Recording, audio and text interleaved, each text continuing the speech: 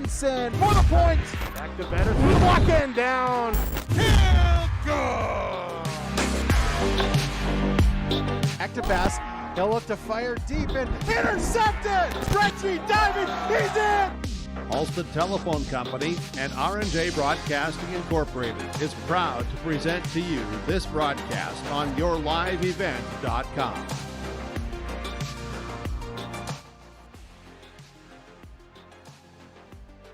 In North Dakota for some Friday Night Lights. It's 11B high school football. My name is Will Thompson here for your live event, bringing you this second game of the season as the Ransom County Fair concludes as a backdrop for us here tonight.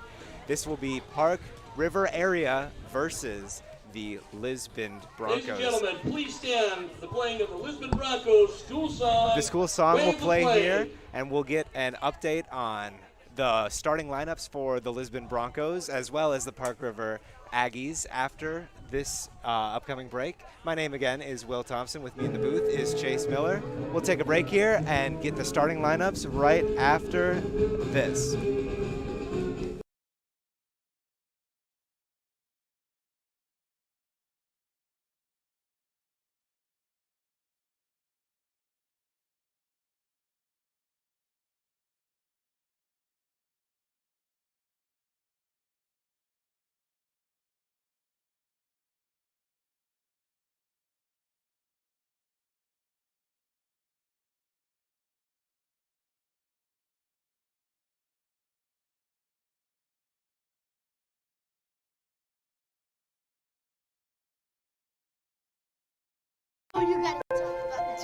The innocence of youth.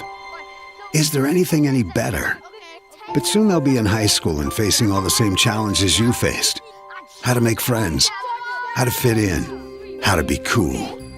We want our children to have everything they'll need to live fulfilling and productive lives. Make sure the kids in your family are among the more than 43,000 participants here in North Dakota who take part in high school sports or activities.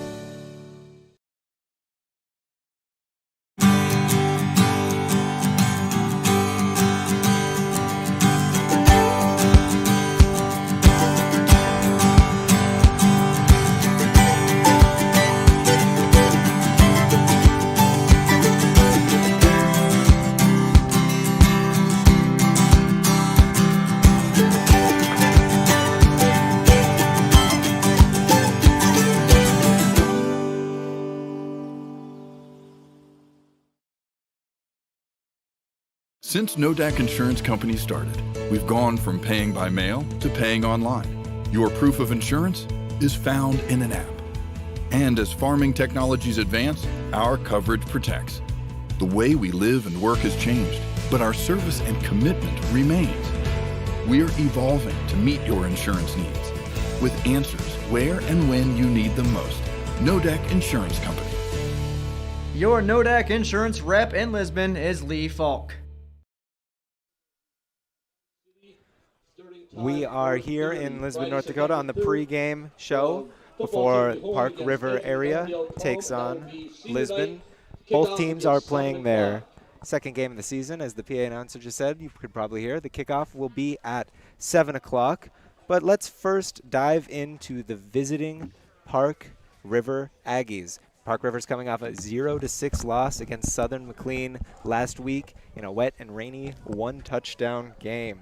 Their starting roster will include Brady Omdahl, Carter Spoonland, Jonah Zigmund, Landon Syrup, and Nevin Daly on the offensive line. Quarterback Avery Rosinski, Mitch Shrike, the wide receiver, along with Everett Fedji, another wide receiver, Emmett Miller to round out the wide receiving core, and tailbacks Brandon Hauser and Logan Weiler. Many of those same people will play on defense. The defensive tackles will be Landon Syrup and Nevin Daly.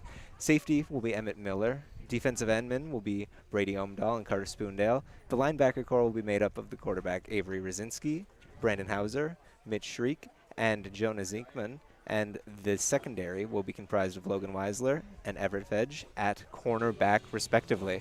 So that will be your starting lineup for the Park River area Aggies. We'll take a quick break, and we'll go over what's going on with Lisbon right before we kick it off here for some 11B North Dakota football.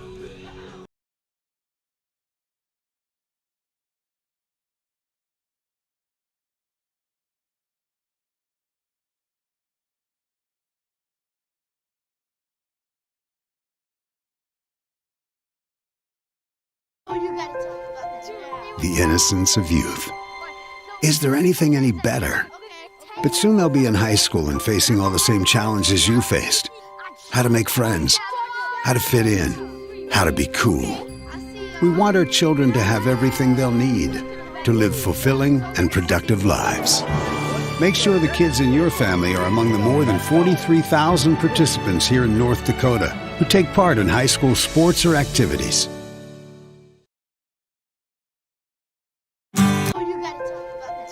The innocence of youth. Is there anything any better? But soon they'll be in high school and facing all the same challenges you faced. How to make friends, how to fit in, how to be cool. We want our children to have everything they'll need to live fulfilling and productive lives. Make sure the kids in your family are among the more than 43,000 participants here in North Dakota who take part in high school sports or activities.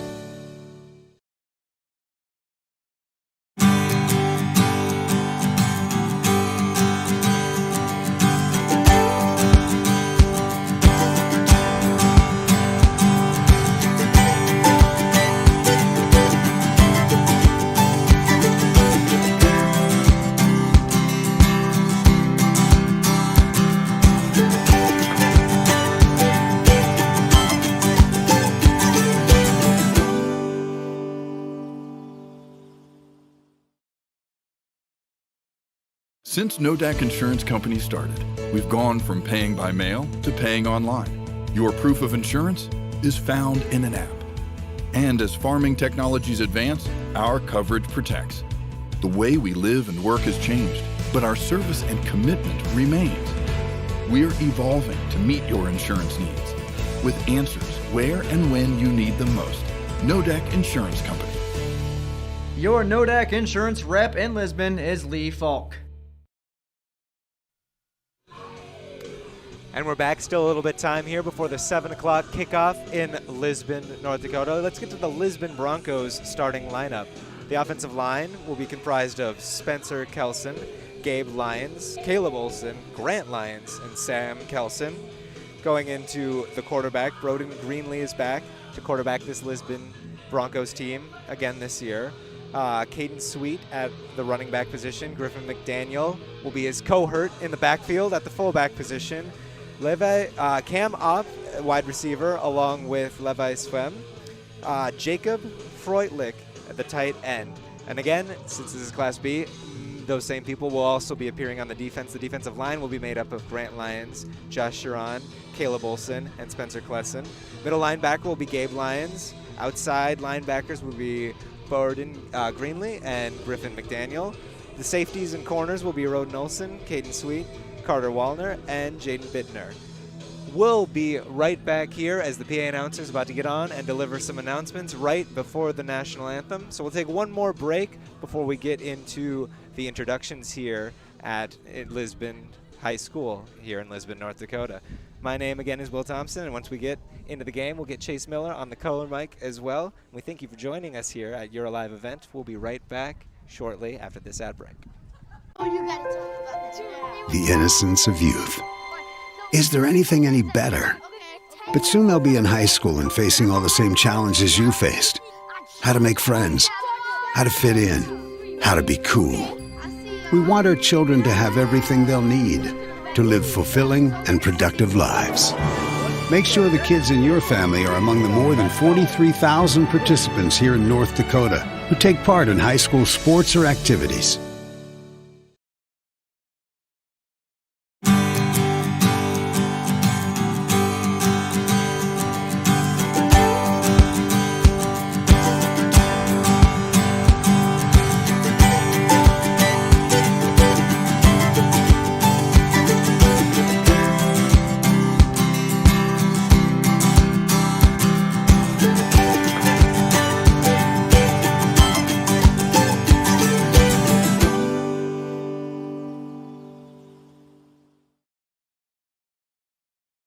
Since Nodak Insurance Company started, we've gone from paying by mail to paying online.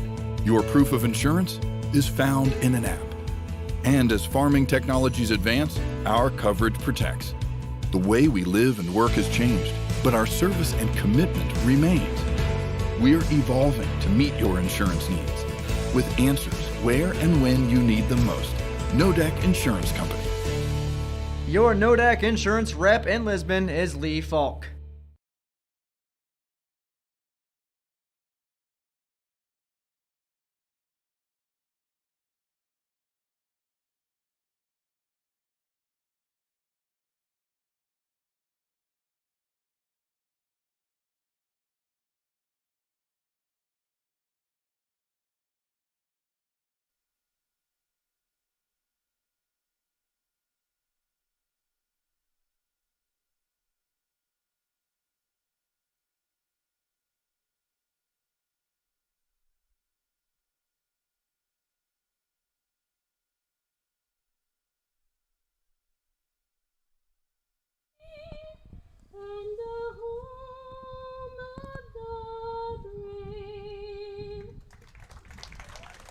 National anthem just concluding as we get ready to kick off here in Lisbon, North Dakota in about 5 minutes, right after some introductions by the PA. Again, my name is Will Thompson here in Lisbon, North Dakota, and I'd like to thank your live event for hosting this event as well as hosting me to commentate it. This is my first time back on the mic in a year and a half. We'll turn it off to the PA announcer as he introduces the lineups. And we went over the lineups there, Will, a little bit earlier. So let's take a look at a little bit more of the in-depth matchup between these two teams. You know, the Lisbon Broncos, this is a team last year that made the state championship. You know, they made the state tournament the last couple of years for the postseason. Hunter Schultz, Jordan Sowers, a couple of guys that people for the Lisbon Broncos will really remember well, a 1-2 dynamite combination. So now you got to have some new faces that maybe had to sit behind some of the varsity players before and have a chance to compete. So we'll have to see what Coach Joe Girding does. You went up against a really good Langdon area Enmore Munich team, you know, coming up this last weekend. Now you have a beautiful night for a home opener. You mentioned it in the pregame, the Ransom County Fair going off. Pretty good of a set drop that you have in this contest. And similar to what these two teams had to play with, they both had to play with rain in the first game. And so how does Park River, after that contest, which was the definition of a Schlabberknocker, you know, you didn't eat one touchdown combined in 48 minutes of football. On the opposite side for Lisbon, what can they do a little bit on the defensive side, bring in some fresh new faces that were there from a season ago as well. So I think the big thing for if I'm both teams and if I'm both coaches looking at this contest, you always hear the old adage in high school football, you get better from week 1 to week 2 is your biggest, you know, transition in terms of improvement from what you do week in and week out. And, you know, the Lisbon Broncos, they're in a very good region. You start taking a look at Kindred, start taking a look at Central Cass. There's going to be some people here, but if they can find the right trigger, they can find the right lineup, and they can get their groove a little bit. The one thing, if I'm Park River, you want Lisbon to throw. Lisbon does not want to throw the football. They want to run that double tight wings formation. They want to run it down your throat 3 yards, 5 yards, get a big long drive, shorten up the game. We might see a 5-6 minute possession here tonight between these two teams, and we'll see what Park River can do on the opposite side and try to play a little spoiler for the home opener here against the Lisbon Broncos. Yeah, we'll see what they can do. The Aggies looking for their first touchdown of the season, hoping that better weather will be the helpful little bit that they need to push them over the edge. We are not anticipating any rain unless this game goes extraordinarily long. And as you said, beautiful backdrop.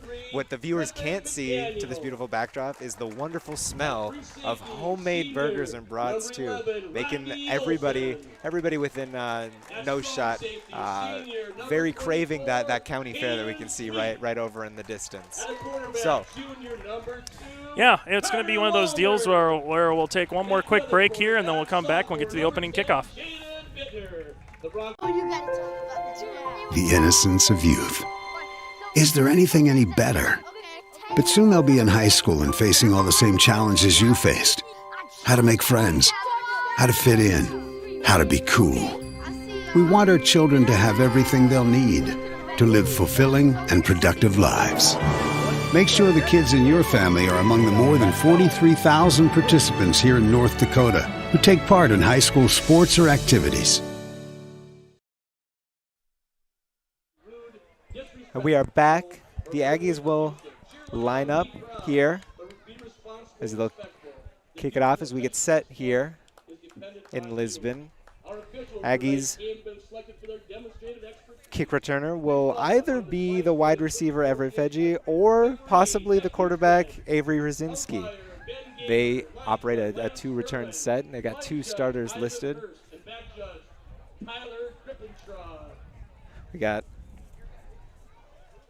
number 3 as well as number 7 out there, back, ready to turn. Number 7 is the quarterback Avery Rosinski, and number 3, Everett Fedge. So we'll see which way the Lisbon Broncos kick it off to them as we get set here. Second game of the season for both teams.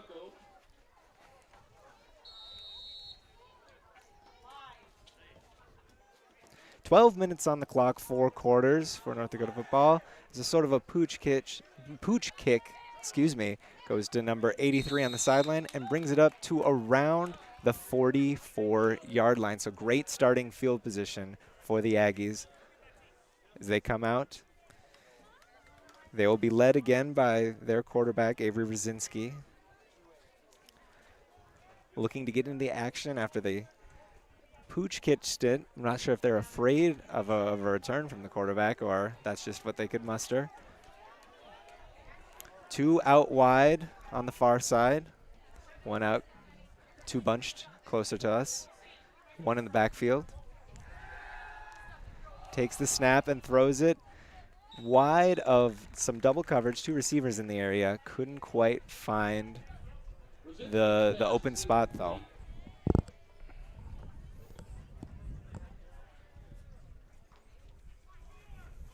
Pass intended for Mitch Schierick. Junior, number 88, Mitch Schierick is the intended receiver there in the general area. We got a mirrored set with 4 on the line, all split out wide, nobody in the slot. 1 in the backfield. Quick throw up the seam to number 1, Emmett Miller with the first catch of the day. That will be close to a first down, but they'll say it is 3rd down. Looks to be about a yard or so to go, maybe 2. Just over the 50-yard line into enemy territory.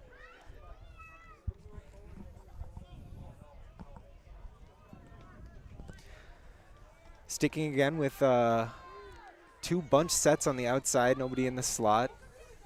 1 more in the backfield again. And the first handoff of the day, and it's 3 yards in a cloud of dust. Let's see if they give them the first yard.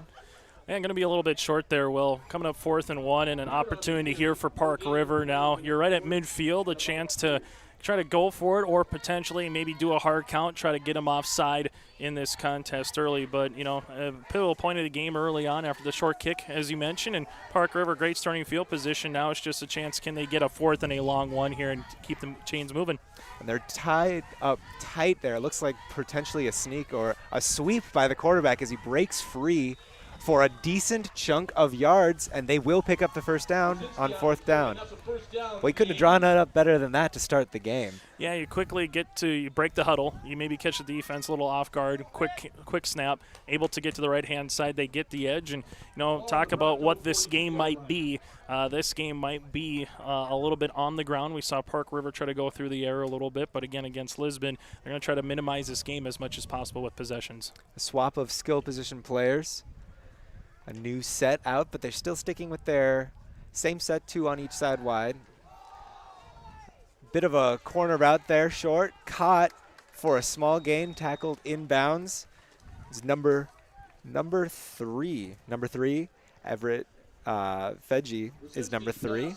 And a great hit there by Carter Wallner as well, the 5'6" junior, just came in there, able to get a good hit down. But the one thing for Park River, you get a couple of yards early on first down. Now sets up the playbook, right? 2nd and 5, 2nd and 6. You always hear better than 2nd and 10 or 2nd and 12. And for the Park River Aggies right now, you get that 4th down and you continue to move the chains a little bit here in this opening drive. Yeah, they're open to doing anything. They could run it or throw it here. Bit of a soft spot in the A gap, and they'll not throw it, or they'll not run it. They'll throw it instead. Over the head of everybody. Nobody had a chance at that. That's the place you want to put it, is out of the hands of the opponent, even if your person can't get it. Yeah, Mitch Schurig there at 6'2", had a chance to try to go up and climb the ladder on that one. But at the end of the day, incompletion, 3rd down upcoming, and now, again, same what we saw earlier in the drive, a chance here to maybe get close to a 4th down because, Park River, if they get a couple of yards here, they're definitely going to be going for it. Yeah, you don't have to pick it all up here. You've got 6 yards to go.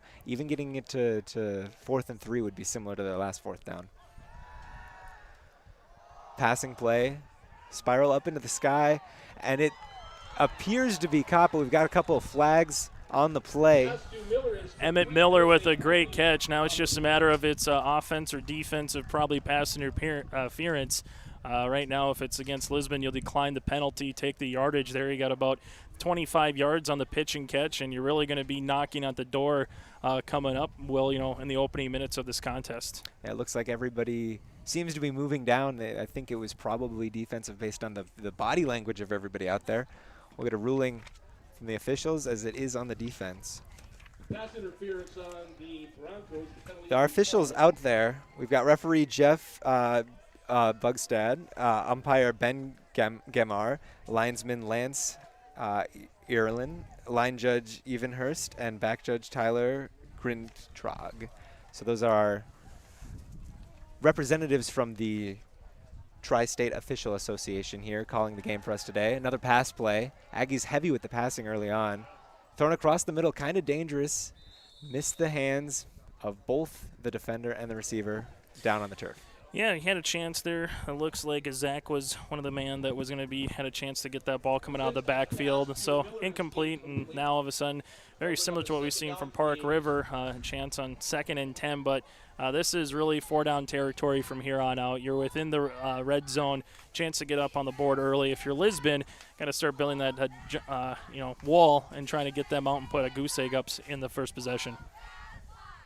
You don't want to allow the first touchdown of the year to somebody, if preferable. Defensive pressure, and that'll get dumped off to number 57, tackled for a loss. Number 57 is the tackle. Landon Syrup must have been an eligible tackle at a tight end spot there for the play. Yeah, and this is one of those deals where, again, when you're going back through for Park River, once you start going back as a quarterback, you're losing real estate, and normally it doesn't end up well. I mean, if you're Patrick Mahomes, it's one thing, but at the end of the day here, this is one of those plays where you just got to understand the situation, try to get out of the pocket, throw the ball away, live to play another down, because now you got 3rd and about a country mile upcoming instead. You could have had about 3rd and 10. Instead, you're going to have about 3rd and 20 upcoming now for Park River. Only option would be to throw it deep or perhaps something underneath and maybe go for it on the 4th down. We'll see. Slant routes, gets knocked down.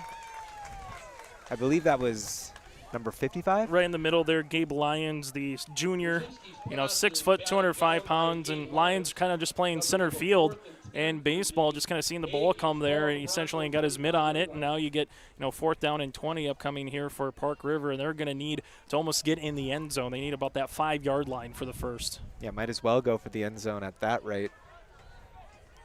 The lineup.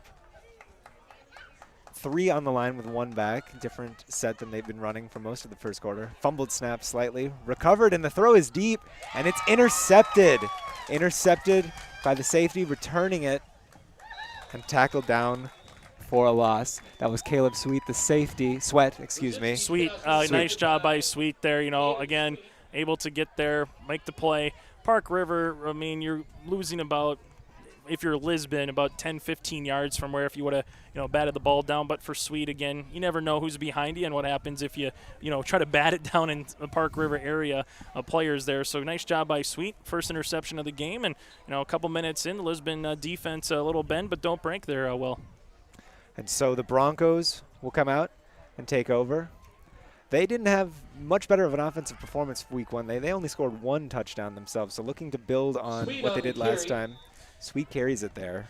And here's going to be Lisbon's offense. If you haven't seen what the Broncos have done with Coach Girding over the years, kind of more of a double tight wing formation. They put 2 people in the backfield. It can be a direct snap either to the halfback or to the quarterback here. And this is where you said Sowers and Schultz and Sowers kind of sound like a law firm for a couple of years here in Lisbon. Now you're going to get some different faces, and one of those is Greenlee and alongside with Sweet in the backfield here for the Broncos here this fall. We'll see them try to methodically drive down here as their line's getting good push. They're opening up a running lane for a pretty decent chunk of a game. Greenlee, nice little run there. Zickman was able to come in and put the tackle down, but this is right where the Broncos want to do. I mean, offensively, get a couple of yards on your first carry. Same thing on second down, and now it's 3rd and short. This is exactly where Lisbon's going to grind you. And then one missed tackle, they might be able to get that big, 40, 50-yard run. That's all it takes is one crease, one opening, and then they can break one off, especially if they continue to be efficient as they've been so far. Quarterback, ball snapped directly to the halfback, runs it. And that will be enough for the first down, to my eyes, it looks like. Yes. And good job there by Sweet, just seeing his blockers in front of him, stretched it out. And what Sweet did smartly there is sometimes you'll see running backs kind of plateau, but Sweet put his foot in the ground and said, I got to get a yard. And sometimes, that's all that you need to continue to move the chains, and Sweet with a very heads-up play. And as he turned upfield, he got more than a yard, too. Nice gain for the Lisbon Broncos as they continue to try to push themselves down the field. Fumbled snap, the quarterback will take it and run it up. And that'll be a nice gain on a busted play. For Park River, Brzezinski was there on the tackle, but yeah, I mean, that was kind of a one-hopper, to the shortstop if we're playing baseball, right, with the center to the quarterback. But, Greenlee didn't try to do too much with it, just kind of went north to south. And you know what? At the end of the day, what's it going to look like in the stat column? It's an 8-yard run. Yeah, and you will have no complaints about that. Nobody could complain about picking up 8 on first down. 2nd and short, direct snap to the halfback as they pull a little trickery. And here's that hole you were talking about. Blocker set up, and it's going to be close, and gone. Take it to the house. The Lisbon Broncos will score on a reverse play. It would be number 20, Levi Swem. Levi Swem with the 65-yard touchdown run. He goes 65 yards on the first possession for the Lisbon Broncos, and they will be up 6-0 here early in the first quarter.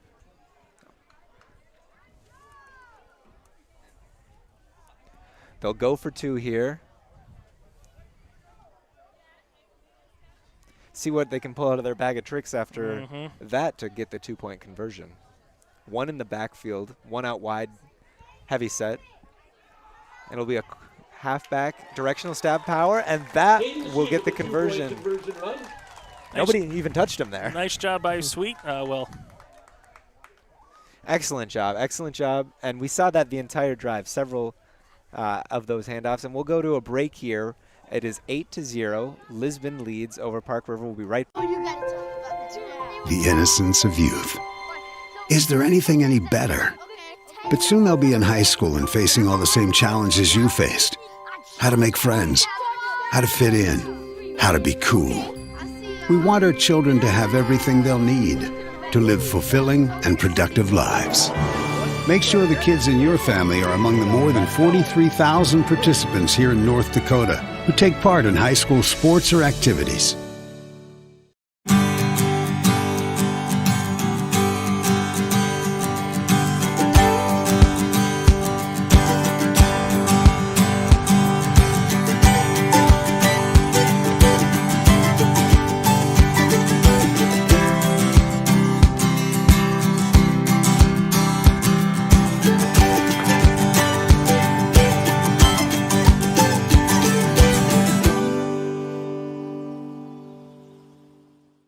From on-site farm repair.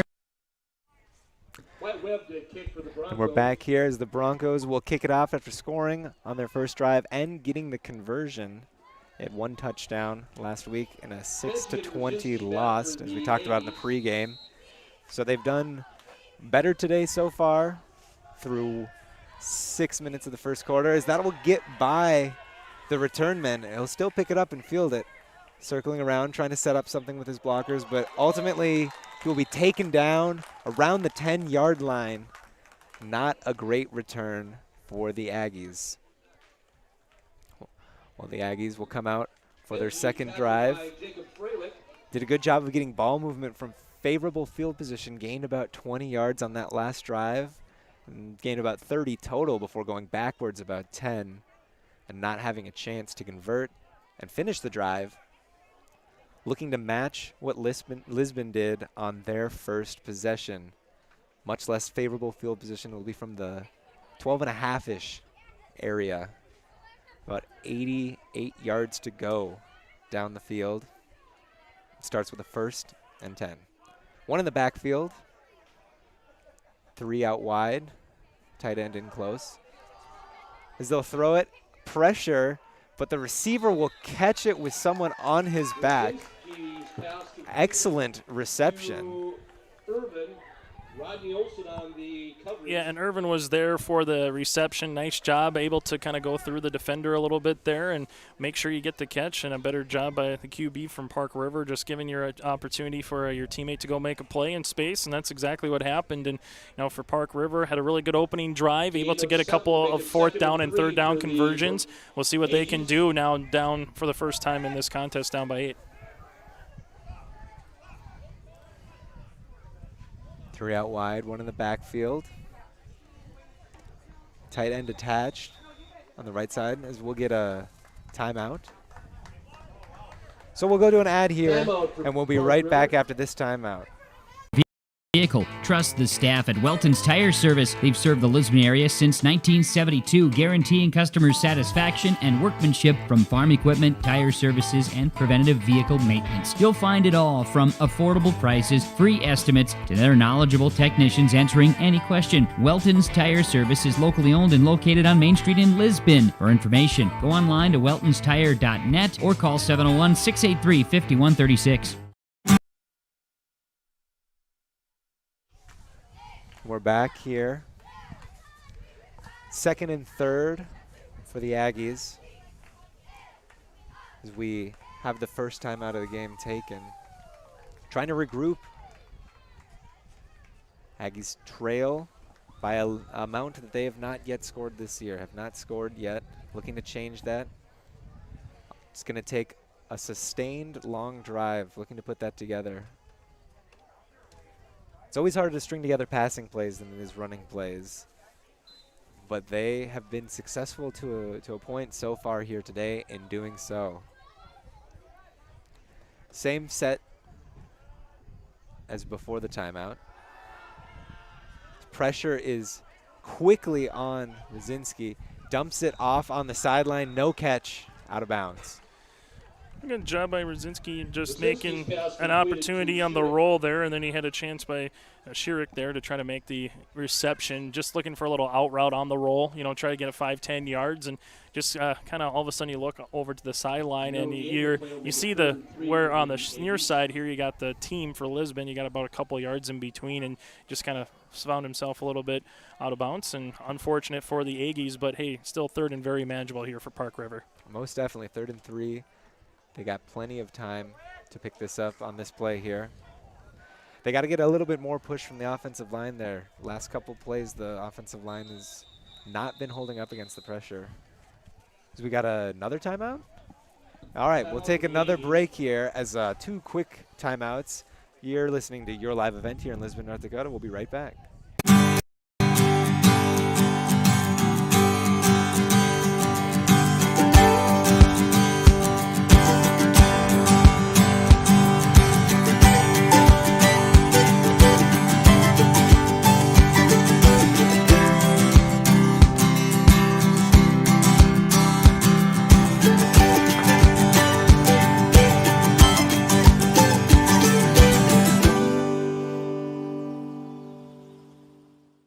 Riverside Building Center in Lisbon, North Dakota is Southeastern North Dakota's premier building supply headquarters. They have it all from the basic home improvements to complete pre-built homes. Their staff is knowledgeable in every product they sell and have over 110 combined years of experience. With their large inventory to sell from and a fleet of 6 delivery vehicles, Riverside Building Center in Lisbon can bring the products to your job site. From a hammer all the way to a home, they have you covered. Visit rbclisbon.com today. Riverside.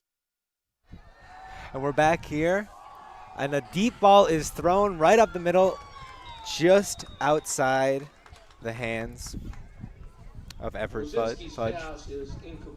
Rosinski with a nice looking ball there as Park Rivers burned 2 timeouts quickly trying to get things together. It looked good, but they couldn't convert. Yeah, for Robert, the head coach for Park River, that's a little tough because you use those 2 timeouts. You find a chance to go deep down the field. Aggie's unable to hit, and now you got a 4th down and short, and looks like they're going to come out and try to punt this one off, play a little field position, hope their defense can get the ball back to their offense here as we get to the waning minutes of the opening quarter. Emmett Miller back to punt for the Aggies. Wide snap, but he corrals it and gets it up. Looks to be about 25-ish yards. Gets them to about the 44, but still in Aggie territory as the Broncos have an excellent field position here. And now all of a sudden, if you're Coach Girding, this is right where you want to be in any situation for Lisbon. Doesn't matter who you play. Get an early lead. Your defense was on its heels a little bit on the opening possession, and then you get that big break, especially with that little misdirection. And now all of a sudden you find yourself, like you said, in Park River territory, Will. So, hey, if you're the Aggies defense, it's time to really make a stand early in this contest. And if you're the Broncos offense, you're equally looking to make a stand, just in the opposite direction. Nobody in the backfield as both running backs split out wide on either side. And we'll see a throw from Lisbon as it's incomplete on a slant to the running back on the left side. That was 24, Sweet. Something a little bit different, and, you find yourself against Lisbon. We kind of were talking on the way down. We probably won't see Lisbon throw the ball more than maybe 4 or 5 times, Will, in the game. So mark that down as 1 so far. Well, it's a rare opportunity with the lead early in the game in their territory to start the drive with a pass. It's an aggressive call, and they didn't get anything, but it's innovative, and it could have gotten something, and that's the point. Jumbo set. The quarterback will run right up the middle for a small gain. Great tackle coming there by Zach Zickman for Park River, able to get the shoestring tackle and go right through the hole, and now all of a sudden you find yourself here, 3rd down and long for the Aggies defense. So you put right where you needed to be. You got your defense on a short field. Aggies defense for play 1, play 2 able so far to respond. And if Coach Green and the Broncos get 4 or 5 yards here, they'll probably go for it on 4th down. If they don't, we'll be curious to see if Joe plays field position in this first quarter. That'll be the first big question, what to do. But before that is the 3rd down play. Motion from Sweet as he takes it on a jet sweep. The running back from the wide receiver position breaks it off big and gets it just right outside the red zone at the 22-yard line. A huge gain on the jet sweep. Well, it's about the edge, right? Well, you hear sometimes in football, sometimes it's about, the guys up front, and sometimes it's about the speed and the edge. And Sweet showed off a little bit of the afterburners right there, able to find the edge. And then once he got to the numbers, able to cut it up, north to south and get the positive 1st down. So really good play call. First time we've seen that sweep so far here this evening. They've been getting the running backs involved in non-traditional ways. It's a run-heavy offense here with Lisbon, but it's been a little less traditional how they've been going about it. As the quarterback makes someone miss up the middle with a huge gain inside the 10, close to the 5. Nice job there by Greenlee.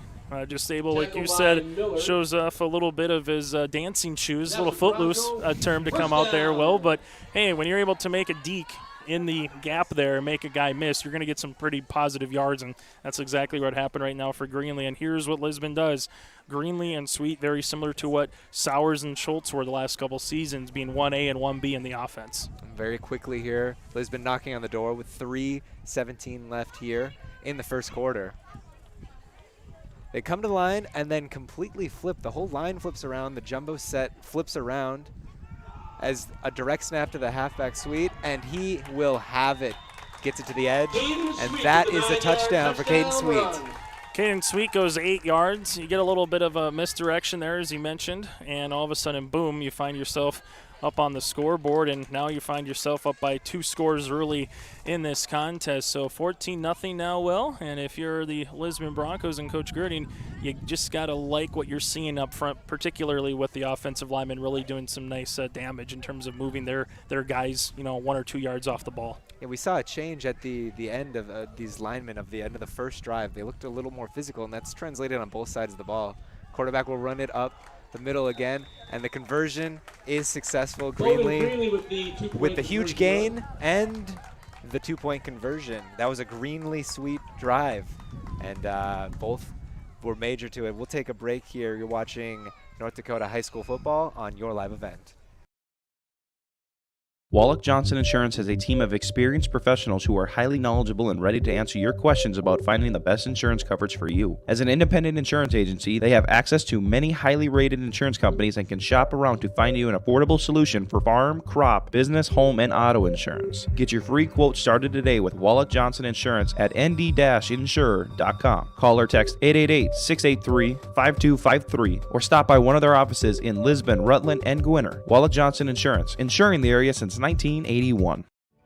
Olson Accounting offers services for individuals including financial and retirement planning, taxes, estate planning, and elder care. For business, Olson Accounting can help you with a variety of services including payroll, audit, strategic planning, and taxes.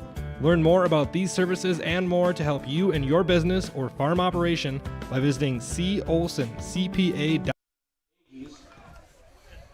Broncos will kick it off. Rosinski back as well as Fedji.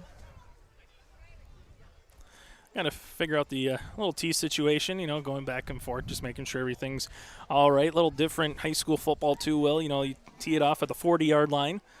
College and the NFL, we've seen the NFL the last decade go from the 30 to 35, concussion, right? You hear about trying to make the game a little bit safer, and so they go to the 35, which has resulted in a ton of touchbacks. And speaking of a touchback, if you see that football ever go in the end zone on a kickoff in high school, it is a automatic touchback. So something just to kind of differentiate again between high school, college, and the pros. It's good to keep in mind as we see a pretty good kickoff here. Goes back to the 20, and we'll get a return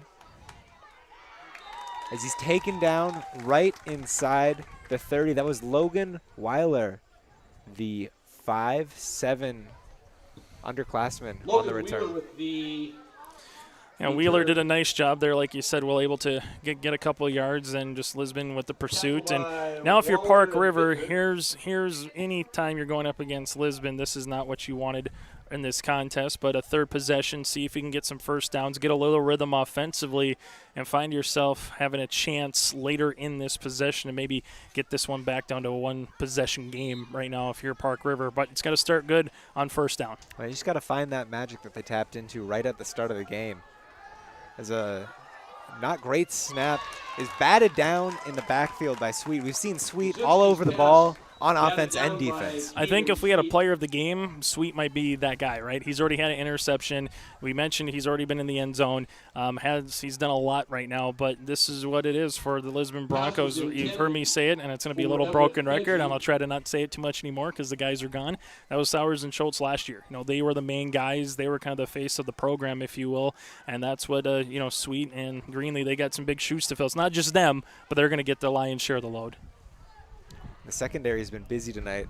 Rodney Olson also been making some pass breakups back at the free safety spot. This will be a run on the outside for a decent gain. Probably enough to put him back on schedule in 4 down. Yeah, good job by Weiler there, the junior. The one thing with him is that at the end of the day, at 5'7", sometimes you can't see him through the line, right? You kind of go down. It's kind of like Warwick Dunn, playing back with the Tampa Bay Bucks and the Atlanta Falcons. Little scat back, and they can be tough to find sometimes. But hey, when you do the pitch, the linebackers love it because they know where he's at. Will. Third and 7 for the Aggies. So we'll see 3rd and 7, as you could maybe hear from the PA announcer, and another pitch. But this will be a throw.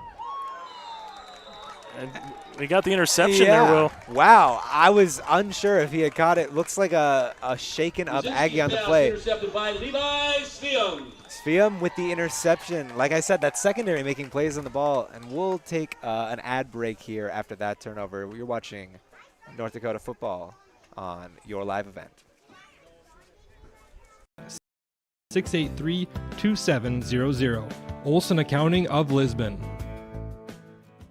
The Lisbon Public School District ensures that all students will learn, experience success, and be good citizens from elementary through high school. The school staff and community takes great pride in providing meaningful and innovative opportunities for our students who continue to maintain ACT scores above state and national averages. Watch your kids continue to grow within the Lisbon Public School District from the playing surface to the classroom. For more information, go online to lisbonpublicschools.com. If you're in need of Minnesota and or North Dakota high school athletics coverage, head to yourliveevent.com so you don't miss out on moments like these.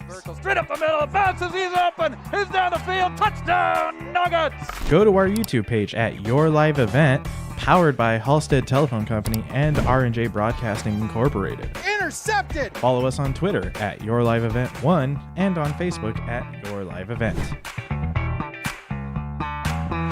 If you have never been in an abusive environment, you may wonder why a person wouldn't simply just leave the relationship. Oftentimes, these situations are more complicated than it may seem. If someone you care about is in a similar situation, support them and understand they may have reasons to stay. The Abuse Resource Network of Ransom and Sargent County can help you support your loved one and offer services to those in harmful relationships. Counseling, housing, or financial assistance, or even just a confidential ear are some of the many free services the Abuse Resource Network provides. Everett Fuji gets off the field on his own accord. You see him walking off there, going through protocols on the sideline. Good to see him walking on his own accord, though, as we'll get back here. It'll be first down for the Broncos after the interception. Again, great field position on the turnover. They look to throw it again. An out route on the near side here will be completed for about a 9-yard gain. Nice little pass, able to get to the outside. And, you know, right now, if you're the Broncos with this possession, you can kind of put some different plays in, go a little bit more and put on film and able to get to the rollout. And the nice thing there, if you're Coach Girding with those rollouts and with those plays, is it might look like a run to start, Will, and then all of a sudden you kind of get the pass because you're so used to, you know, seeing that jet sweep or seeing that stretch play. So able to get a little wrinkle in, so to speak, if you will. They've been mixing it up quite a lot there with those different wrinkles. The Aggies have not been able to stop any of it. So we get a quarterback power, runs straight through. Strike that. The halfback took a wildcat snap and ran straight forward. It was Sweet again on the carry. And here's the deal. We've seen him go left, we've seen him go right, and we've seen him go up the middle. So right now, if you're Park River, you just see a little bit, especially after the front line, just kind of the size goes down a little bit. And if they can get past that front line and get into that secondary, Lisbon's going to be having themselves a pretty good heyday. And, hey, listen, this is what Lisbon Bronco football is all about. Trust the guys up front, allow them to move some people. A lot of good, really, wrestlers in this part of the world, and they can make for some pretty good football players. And we've been seeing a lot of movement on that offensive line. It's been enough to be a game changer here. Fullback motions out the tight end spot. As we get another direct snap to Sweet. And he'll take it inside the 10 here. No answer from Cameron Sweet. Getting close to the end of the first quarter here, Will, so a chance, maybe run two more plays. Again, just like college football, the clock stops after the ball goes out of bounds, incomplete, or someone gets a first down. So they'll wind the clock, and maybe the final or second to last play potentially of the quarter here if they don't get in the end zone. We'll see if they called two plays there. Maybe want to hurry it up and make sure they get this touchdown here in the first quarter. Really assert themselves. Quarterback run straight up the middle, and they won't need two plays.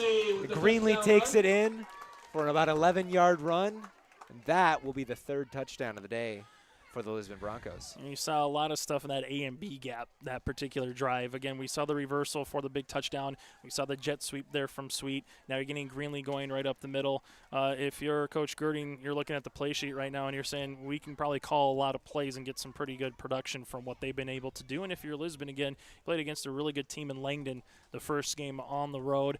Obviously, you wanted to snap that winning streak and get a little redemption, but this is a really good second game for the Lisbon Broncos in the opening 11 minutes. Yeah, an excellent start. I mean, 22 points already in the first quarter. See if they can convert the 2-point conversion here to make it 24. Either way, it's been an excellent start. As we see a throw, and they'll say that was not Cat. It looked like he had both hands on it, couldn't keep it in his hands as he fell to the ground.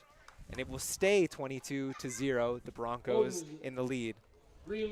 We'll take a break here right before the end of the first quarter here. You're watching high school football in North Dakota from your live event. The Lisbon Bronco Athletic Boosters is a group of parents, coaches, and community members whose mission is to enrich the Lisbon High School athletic community by providing financial support for Lisbon High School athletic programs and events. If you are interested in getting involved, they invite you to join the Bronco Athletic Booster Group on Facebook to learn more. The Lisbon Athletic Boosters send a good luck wish to all athletes competing today. It's a familiar sight here as Lisbon lines up for another kickoff.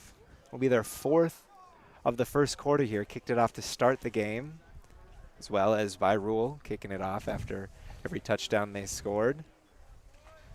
Aggies take a little longer before breaking. They got a lot to get right here, down 22-0 in the first quarter, 20 seconds left on the clock. And this one more of a squib. Fielded cleanly at the 20. And taken down shortly thereafter. A decent return of 9 by Wheeler, but he couldn't get a break there. It'll be a decent starting position for the Aggies, though. They'll get about one play here before the end of the first quarter. And the Aggies will start their drive on their own 30-yard line. Not the best they've had today, but not the worst field position. And you just want to go back to that first possession. You know, this is already your fourth possession of the quarter, but you want to kind of do what you did in that first quarter, get a couple opportunities at 3rd and short, 4th and short.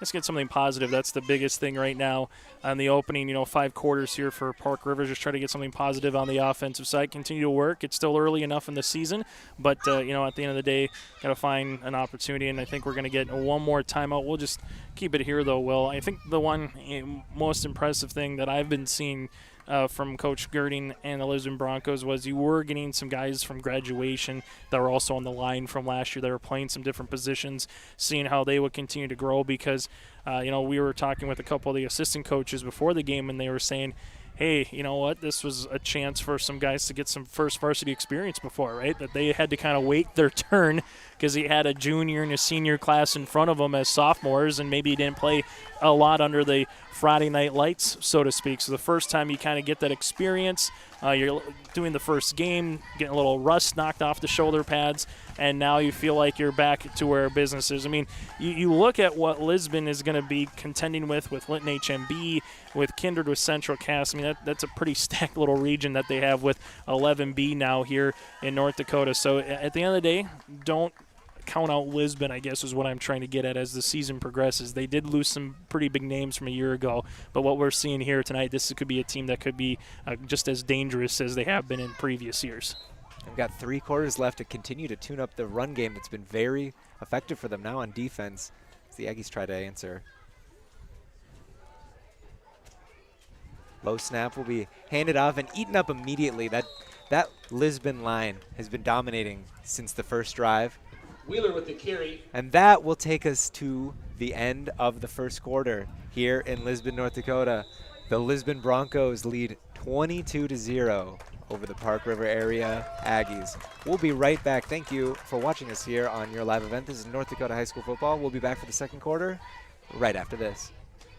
The innocence of youth. Is there anything any better? But soon they'll be in high school and facing all the same challenges you faced. How to make friends, how to fit in, how to be cool. We want our children to have everything they'll need to live fulfilling and productive lives. Make sure the kids in your family are among the more than 43,000 participants here in North Dakota who take part in high school sports or activities.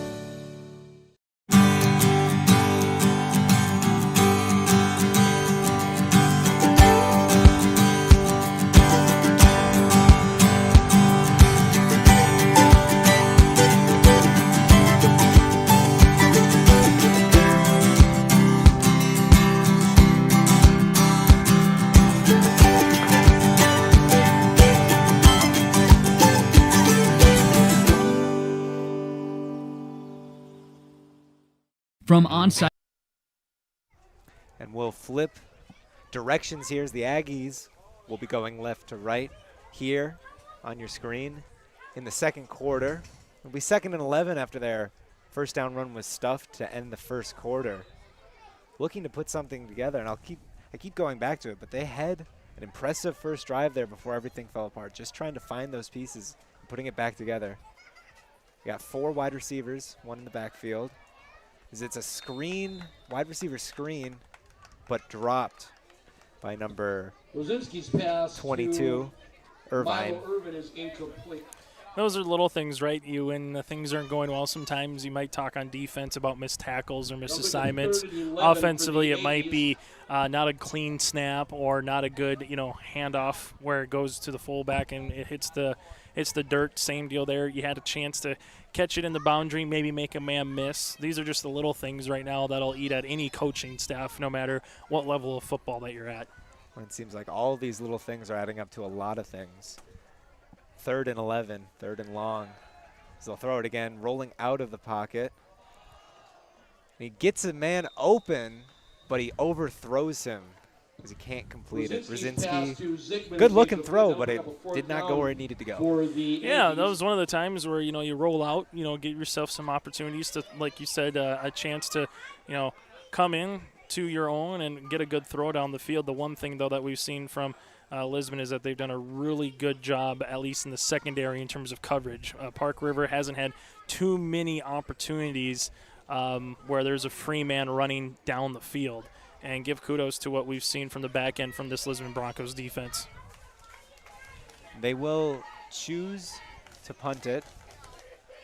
Second punt of the day. This one's off. A little stronger than the first, and returnman won't get an opportunity as the Aggies will down it inside the 40, just inside the 40. Pretty much right where we're at here, Will, right at the 40-yard line, just a couple of yards off. Really nice press box here at Lisbon, what they've been able to do at this field. Do a little track to our right here. You get to see the stands to the left. There's a little hill, if you want to bring the blanket and kind of the lawn chair. So really nice place. And also, like you said in the background, a little bit of the fair going on at the same time. So a busy area here in Ransom County. Beautiful end of the summer. As I mentioned earlier, it'll be the last weekend of the summer here in Lisbon. Lisbon starts their 4th drive, looking to make it 4 for 4. Snap directly to the halfback sweep, and he'll run it to the outside for a big gainer, and he's got him beat. Can't quite outrun the last person, but that's a gain of 23 yards or so. Yeah, a really good run, and again, we saw the last drive, a lot of plays right up the middle. So does Coach Gurning do? We're going to go to the outside, right? We're going to kind of continue to flip up the field. Ends up with a 25-yard rush and probably a shoestring touchdown-saving tackle. Because if that's not the tackle, we'd be talking about Sweet with another touchdown, Will. So do you think they will open up the bag of tricks here or try to get down things that they've run before as they keep trying to assert themselves? I think this is one where you just kind of do what your bread and butter is, maybe put some stuff on film, but don't show everything, right, in this kind of game. Right. We've seen this a lot. As Greenlee takes it up the middle and breaks a tackle, outruns the others, and it'll be another rushing down for the quarterback, Greenlee. This one going for 42 yards or so. Excellent run. That must be the longest run of the day. One of the longer runs. Greenlee again going up through the middle, makes a man miss, cuts back, able to get inside for that touchdown, and now all of a sudden, again, Greenlee and Sweet and Greenlee, that's kind of the 1-2 combination here for Lisbon. And why open the bag of tricks when what's working is working very well? Greenlee and Sweet are in the huddle again for the 2-point conversion. See which one they go with, or see if they diversify the offense a little bit here on the conversion attempt. They've got Sweet on the near side here out wide, 2 up on top, no one in the backfield. And they open it up a little, they throw it, and they'll say that's complete. Well, it's still Greenlee and Sweet. They're not running it this time, they're throwing it, and they get the conversion, and it is 30-0, Lisbon leading over the Park area Aggies. So we'll take another break here and be right back. Thank you for watching North Dakota High School football on your live event. We'll be right back after this break. Condition of your vehicle. Trust the staff at Welton's Tire Service. They've served the Lisbon area since 1972, guaranteeing customer satisfaction and workmanship from farm equipment, tire services, and preventative vehicle maintenance. You'll find it all from affordable prices, free estimates, to their knowledgeable technicians answering any question. Welton's Tire Service is locally owned and located on Main Street in Lisbon. For information, go online to weltonstire.net or call 701-683-5136.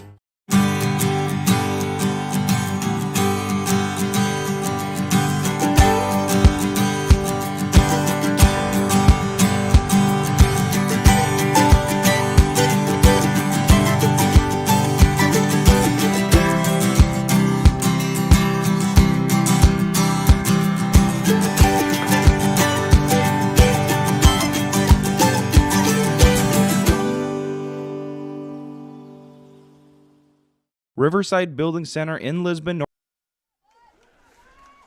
Another kickoff here for Lisbon. This one fielded decently clean by the quarterback, who brings it back but can't get anything broken. Rosinski with the return tackle by And we'll see what Rosinski and the Aggies can do this time. Now they trail 30-0. And Chase, is it 30-0 where the clock starts to run in North Dakota football? Yep, that'll be in the second half again. So that would be your second half.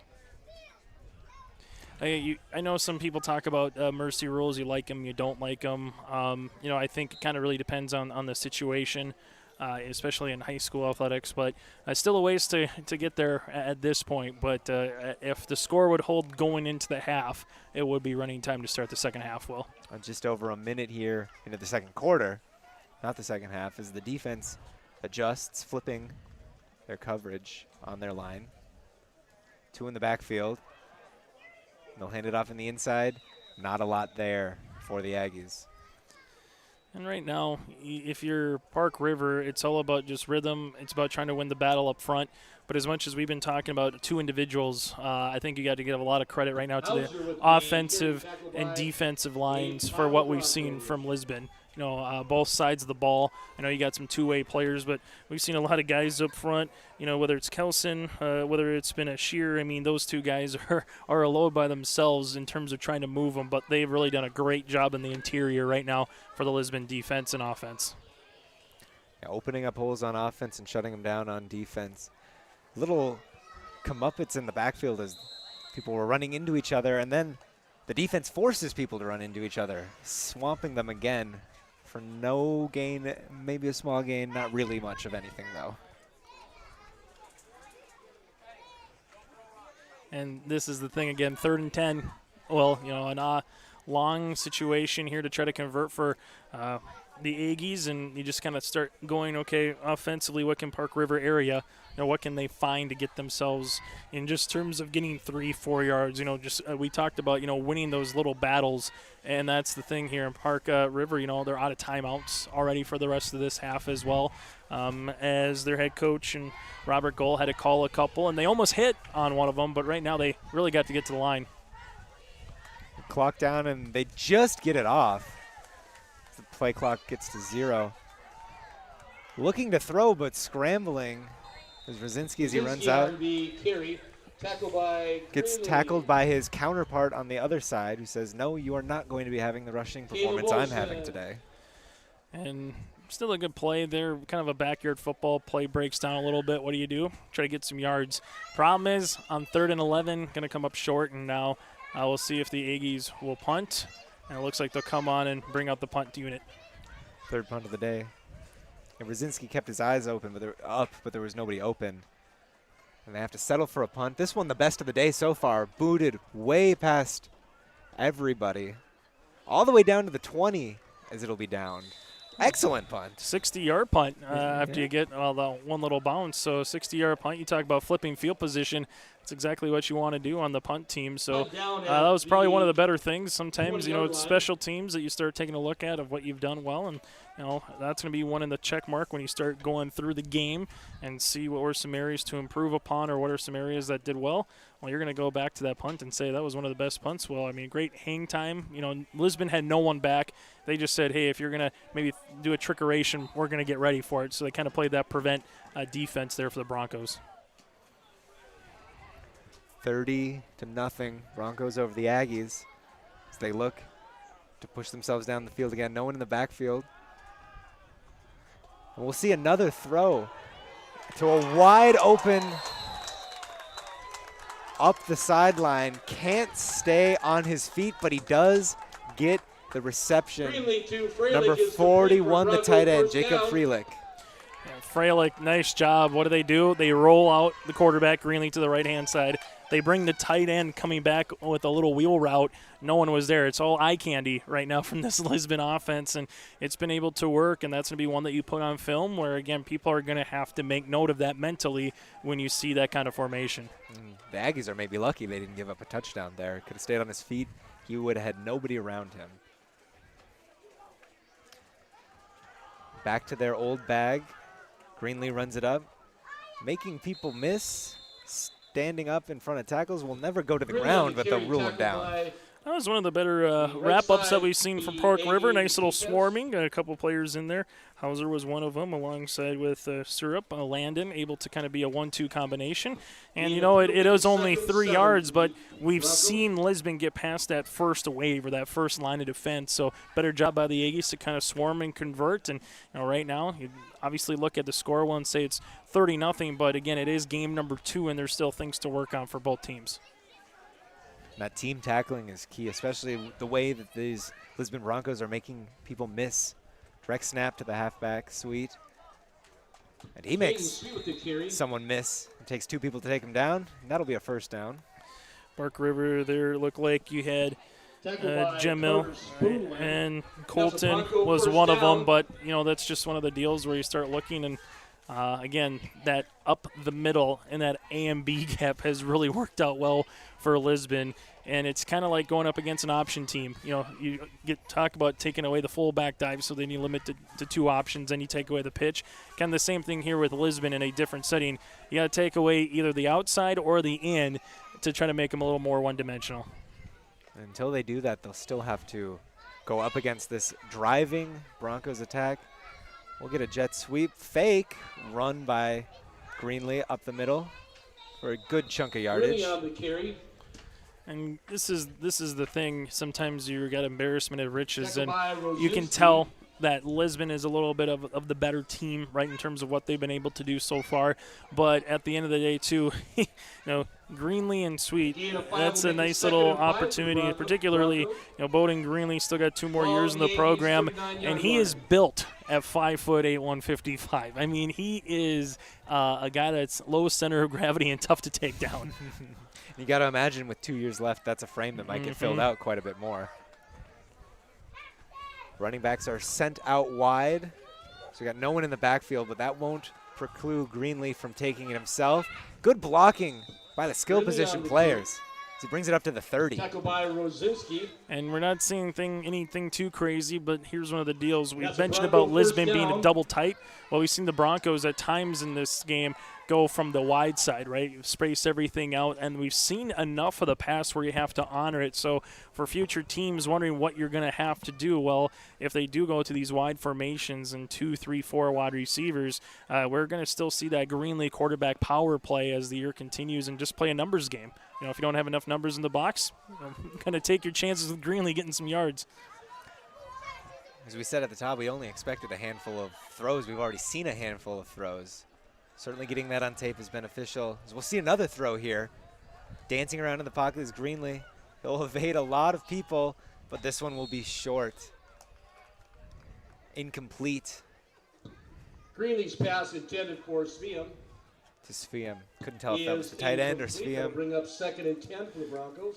Good job by Park River, just, kind of continuing to pressure the quarterback a little bit there. And Granley had to come across his body, throw a little bit behind the football, but had an open man with Svem, just unable to really connect. But that's one of those little things that if you're going to nitpick, you might nitpick. But right now, they've been doing a really good job. Coaches will certainly nitpick in the next week. You can always be better in a coach's eye. We see Sweet take the throw, and that will be complete. The halfback with the big throw, big gain and touchdown. Broncos will push it to 36-0. Bittner is the receiver on a pass from the halfback, Sweet. Well, I mentioned about putting some stuff on film. That's what you're going to see there. You fake that jet sweep that we've seen, or that stretch play, and then Sweet all of a sudden shows that he's got a cannon for an arm. So right now, if you're Coach Girding, you've kind of went through the playbook, I would say, at this point in the first half, and just kind of seeing what your team can and can't do well. And they've done a really good job being very sharp after losing up at Langdon last week. They've executed in every possible way so far here as they line up for the two-point conversion. Direct snap to the halfback in the Wildcat. Takes it in, and that will be good. So we get another conversion. All but one of them have been converted here for Lisbon as they now lead 36-0. 38-0 after the conversion. And we'll take a break here. You're watching North Dakota Class B 11-man football on your live event. North Dakota's premier building supply headquarters. They have it all from the basic home improvements to complete pre-built homes. Their staff is knowledgeable in every product they sell and have over 110 combined years of experience. With their large inventory to sell from and a fleet of 6 delivery vehicles, Riverside Building Center in Lisbon can bring the products to your job site. From a hammer all the way to a home, they have you covered. Visit rbclisbon.com today. Riverside Building Center in Lisbon. Wallach Johnson Insurance has a team of experienced professionals who are highly knowledgeable and ready to answer your questions about finding the best insurance coverage for you. As an independent insurance agency, they have access to many highly rated insurance companies and can shop around to find you an affordable solution for farm, crop, business, home, and auto insurance. Get your free quote started today with Wallach Johnson Insurance at nd-insurer.com. Call or text 888-683-5253 or stop by one of their offices in Lisbon, Rutland, and Gwinner. Wallach Johnson Insurance, insuring the area since 1981. Olson Accounting offers services for individuals. Another kickoff as this one is mishandled and the ball is on the ground, just picked up there. The Broncos will swarm and take down the returner. Opportunity there on the short kick, but it couldn't be handled. This game kicked off a little bit after 7, as it's almost getting an hour old right now, but if you had a checklist, there's obviously one team that has filled that checklist more than the other here on the opening, quarter and a half. The one thing, though, for Park River, you go back to, sometimes how a game can shift so quickly. Get the 4th and 1 early in the possession, get down the field, take a couple minutes off the clock, but unable to capitalize, once you got to the 15-yard line of Lisbon. And since then, since the Broncos have gotten up, it's been a runaway train here for Lisbon. Things spiraling for the Aggies. 2 back. Number 2 takes the handoff for the Aggies. That's Weiler. Wheeler with the carry. And it's just about trying to get some positive plays. Park River, for what they have coming up, the Thompsons of the world, the Hillsborough Central Valleys of the world, Langdon's that's going to be in this class, especially on the eastern side of the state. There's a lot of really good football in 11B that both of these two teams in Park River and Lisbon are set to see for the rest of the season. Trying to put something on film, another handoff. They'll go for not much of anything. That interior defensive line is continuing to just swamp them here. And we're seeing a couple of substitutions coming in for Lisbon, just coming up from the sideline there. Coulter Fuss will check back in, and this is the one thing we've seen from programs that continue to build depth and talent is you can rotate guys in. And you don't have to play the entire game, or you don't have to worry about those little hits to the body. You can take one possession off, come back. So Lisbon got a little embarrassment of riches sometimes, especially with the guys up front. We'll see if they keep going deeper into that bench and getting opportunities for some more people with the 38-0 lead here. We see a fumble after the attempted throw as the pocket collapsed. Rosinski fumbles it. The pass not Broken up by Caleb Olsen, nice job, able to come in there right in the middle and, kind of get that strip sack fumble for the Broncos. And this is just one of those deals. If you start a game off and you just look at where you can win football, you're going to really look at the line play, and we've just seen it here tonight. Lisbon's line has really been the difference maker in this opening half. Brzezinski having to move around a lot in the pocket as they'll punt it off here. Returner fields it for the Broncos. They'll have excellent field position here after the punt. Yeah, for Lisbon, able Sven right there, just able to get down, and that's one of those deals you talk about being like a third baseman or first baseman in baseball, getting down to a knee, making sure the ball doesn't go through you. Very similar there. Hey, just get the ball. You don't need to have a big return. Play it safe. Just make sure that it doesn't take a big hop the other way.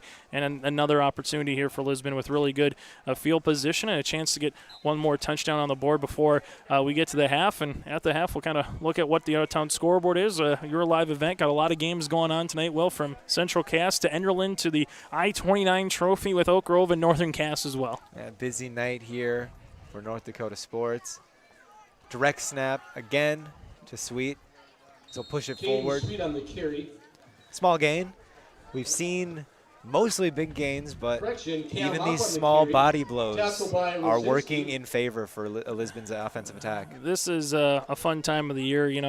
You got 11AA, 11A officially started tonight as well. So all teams in North Dakota now are officially here for football. You got volleyball getting ready for their opener on the weekend with the East-West crossover in Class A. Same for Class B with what they have coming up. Minnesota chomping at the bit, almost there. They're getting ready for next week. See another direct snap. This one goes for a similar gain of about 3 or 4. Lisbon right there, getting some other guys in there. Cameron Opp was the running back, the sophomore, 5'7", 190. So you're seeing Coach Girding, even in this game, get some other guys some opportunities. And it's about experience. And one of these games for either club, obviously you don't want to be the team down by 30. You'd rather be the team up by 30. But a chance to maybe go to some guys that wouldn't get as many reps in a contest. Now you can get them in there and get them some varsity experience. Opp in the backfield again. Takes the direct snap. And will cut up there. Not going all the way to the outside. And that'll be enough for the first down. You all of a sudden go and you go, hey, there's a third down, which we haven't said too much of Lisbon's offense today. They've really been doing a nice job getting up on first and second, getting some big runs. This is a team that's got all 3 timeouts left in their back pocket if they really want. And Chance knocking on the door yet again. We're almost at the 25-yard line here.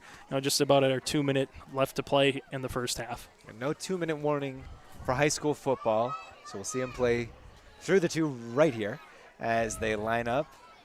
We got a couple running backs in the backfield again. See who takes the direct snap or if there'll be some sort of handoff situation. It'll be a direct snap to Opp. Cam up on the carry. And this is the thing. Now you can put Opp in there, and this allows, the Sweets and the Greenleys of the world a chance to, maybe put Sweet there at the quarterback. We saw him throw that last touchdown and just get, some guys some experience in situational football. And that's what it really is. It doesn't matter what the sport, doesn't matter what the score is. When you're early in the season, you're trying to give your guys as many experiences, and that's what this game is kind of becoming right now for both teams, maybe putting some players in different situations a little bit, Will. Lisbon certainly is enjoying the situations they're in more, up by this wide margin.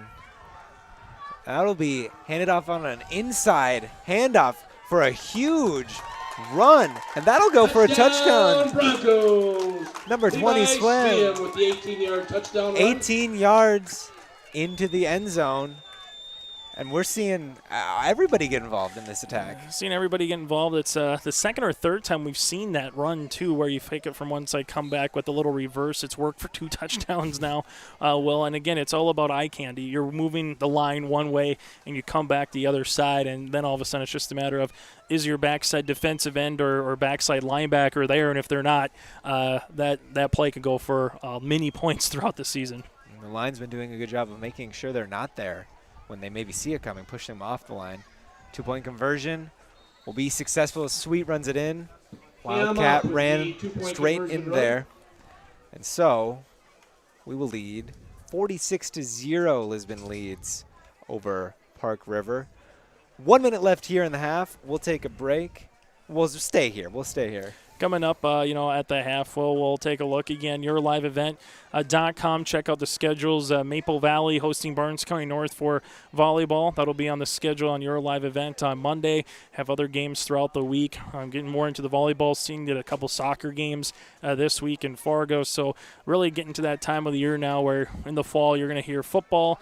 You're going to hear a little bit of volleyball. You're going to see a little bit of, again, soccer. And then once we get into winter, we're going to do everything from wrestling to hockey to basketball. Your Live Event is great, and the cool thing about it's free. So make sure you go out, check the number of games. For example, Park River is going to be on there. Park River area will be on Your Live Event a couple more times for the Lisbon fans. We're going to be covering every home game. Doesn't matter what it is. If there's something at home, we're going to be here on Your Live Event as well. And if you missed anything from the game or wondering, was it a catch? Was it not a catch? We saw that it wasn't, but they called it was. Go back, watch on demand for free as well. So YourLiveEvent.com and just search us on YouTube. So we got another kickoff here. As the Aggies look to do something with it. Not fielded cleanly, but there is a seam. Can't take too much of advantage of it. Moved it up to the 30. And Lisbon gets the ball to start the second half. Just to pile it on a little bit more. If you're Lisbon going up against the Aggies here, is that again going back to that first drive, it was a really good drive from the Aggies, able to convert a fourth down, a third down, get down the field. They matriculated down, got about 50-some yards, and then, kind of came to a stop at the 15. And it more happened on that 2nd and 10 play where there was that sack, and then that really took them out of any situation to really get moving forward. So we'll see what they can do here with 56 seconds, no timeouts. They can't stop the clock other than incompletions or first downs. And that will be a first down. A nice throw up the middle to number 1, Emmett Miller. Is complete, and that's an Aggie first down. Miller, 6'1", sophomore, able to go down the posts there and kind of go through, and a nice completion. One of the better plays we've seen from the Aggies, and that was rhythm, that was timing. He gave the quarterback a chance to step up in the pocket. Couldn't ask for a much better there for Park River. And it wasn't too bad a coverage either. Excellent execution for that completion. See if that can lead to some momentum build here. Clock running 35 seconds. About 50 yards to go, 55 yards to go or so. Handoff. That won't quite do it. Try to get a little bit of a, draw play, thinking that the defensive ends might, pin their ears back trying to get the sack. But Lisbon did just a really good job with the linebackers in the middle, just making sure they were coming down. And Park River, you maybe have 1 or 2 more plays here before the half. 10 seconds on the clock. They'll need to throw it probably deep here. And they do. As that will also get caught by Miller over the hand of the jumping Bronco for a huge gain.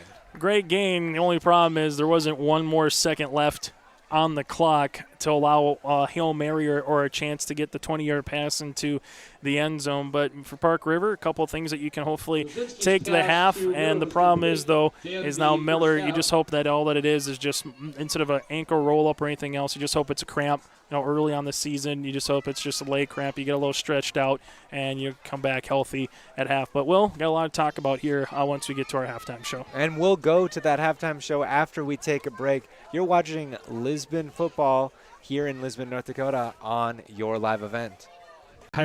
Retirement planning, taxes, estate planning, and elder care. For business, Olson Accounting can help you with a variety of services, including payroll, audit, strategic planning, and taxes. Learn more about these services and more to help you in your business or farm operation by visiting colsoncpa.com or call 701-683-2700. Olson Accounting of Lisbon. The Lisbon Public School District ensures that all students will learn, experience success, and be good citizens from elementary through high school. The school staff and community takes great pride in providing meaningful and innovative opportunities for our students who continue to maintain ACT scores above state and national averages. Watch your kids continue to grow within the Lisbon Public School District from the playing surface to the classroom. For more information, go online to lisbonpublicschools.com.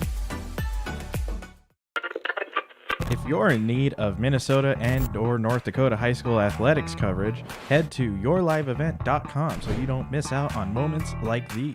Straight up the middle, bounces, he's open, he's down the field, touchdown, Nuggets! Go to our YouTube page at Your Live Event, powered by Halstead Telephone Company and R&J Broadcasting Incorporated. Intercepted! Follow us on Twitter at Your Live Event 1 and on Facebook at Your Live Event. If you have never been in an abusive environment, you may wonder why a person wouldn't simply just leave the relationship. Oftentimes, these situations are more complicated than it may seem. If someone you care about is in a similar situation, support them and understand they may have reasons to stay. The Abuse Resource Network of Ransom and Sargent County can help you support your loved one and offer services to those in harmful relationships. Counseling, housing, or financial assistance, or even just a confidential ear are some of the many free services the Abuse Resource Network provides.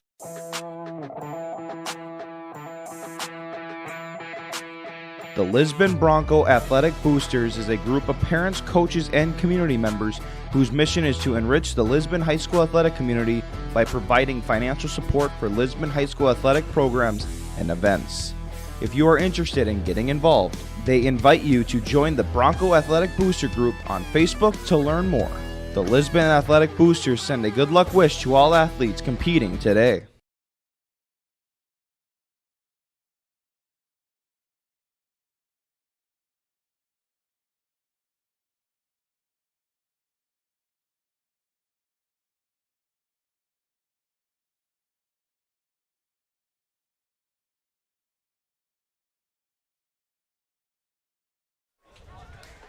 And it's halftime here as the Lisbon Broncos lead 46-0 over the Park River Aggies. Chase, what has impressed you so far here?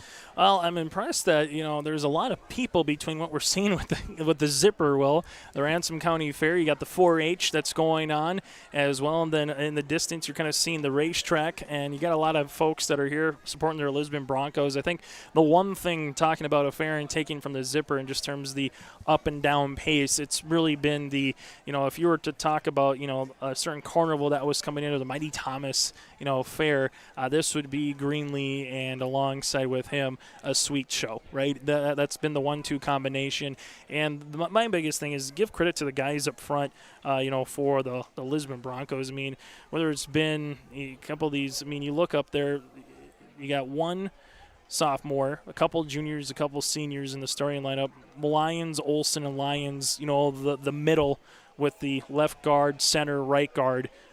They've just been tremendous up front right now for the Broncos. And then on the opposite side, you can say the same thing for what they've done for the defensive spot. Kelson at a defensive end, Lyons again, Grant, D-tackle, Shear, and then they're rotating some of those players in. So you go through and you say, how do programs help each other sometimes in high school athletics? Well, football helps wrestling, and wrestling helps football in Lisbon, of what we've seen to do, especially when you're able to move people around, use your hands, understand what leverage can particularly be. And this has been just one of those games where I kind of go back and you say you've seen what this Bronco team has done. Joe Girding a few years ago, this was a team that you barely could win a game or two in the season. But he took over a program that kind of had its ups and downs and was kind of going on a downslope, recreated a little bit of this offense, took the double T, and now Lisbon, the last couple of years, they've been humming, they've been cooking.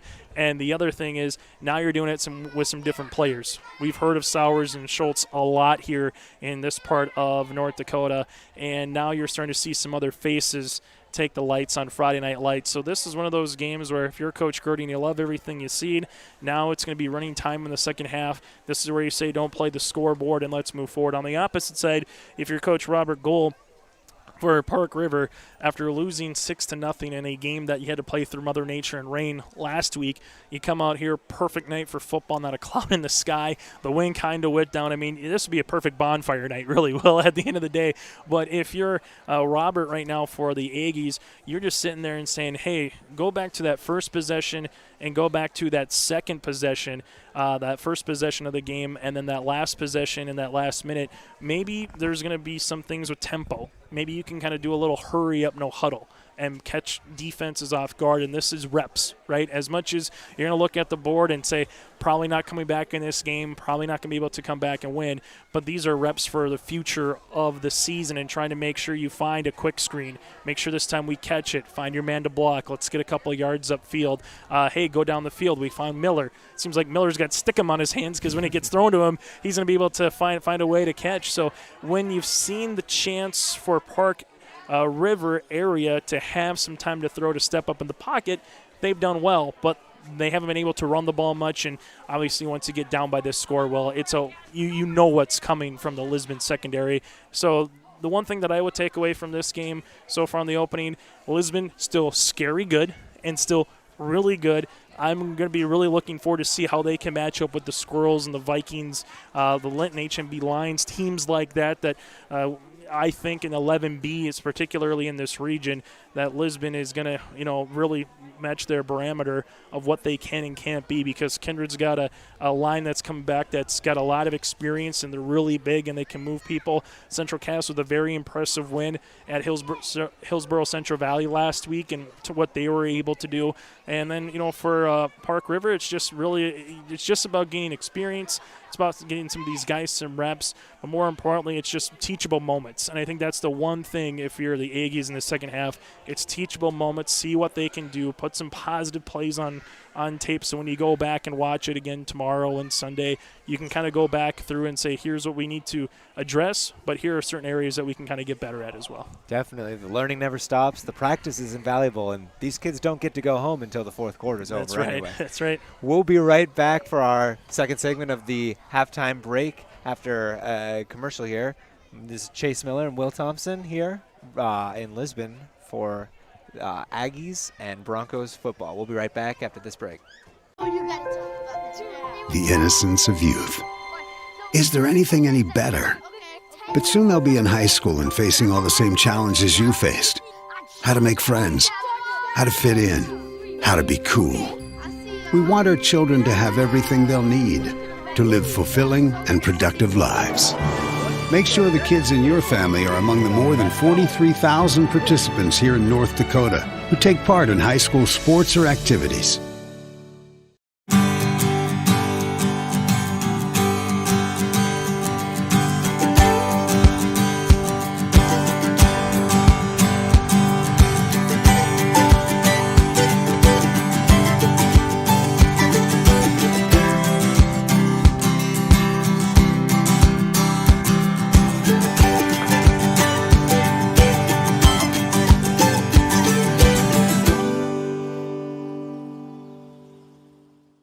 From on-site farm repairs to maintaining the condition of your vehicle, trust the staff at Welton's Tire Service. They've served the Lisbon area since 1972, guaranteeing customers satisfaction and workmanship from farm equipment, tire services, and preventative vehicle maintenance. You'll find it all from affordable prices, free estimates, to their knowledgeable technicians answering any question. Welton's Tire Service is locally owned and located on Main Street in Lisbon. For information, go online to weltonstire.net or call 701-683-5136.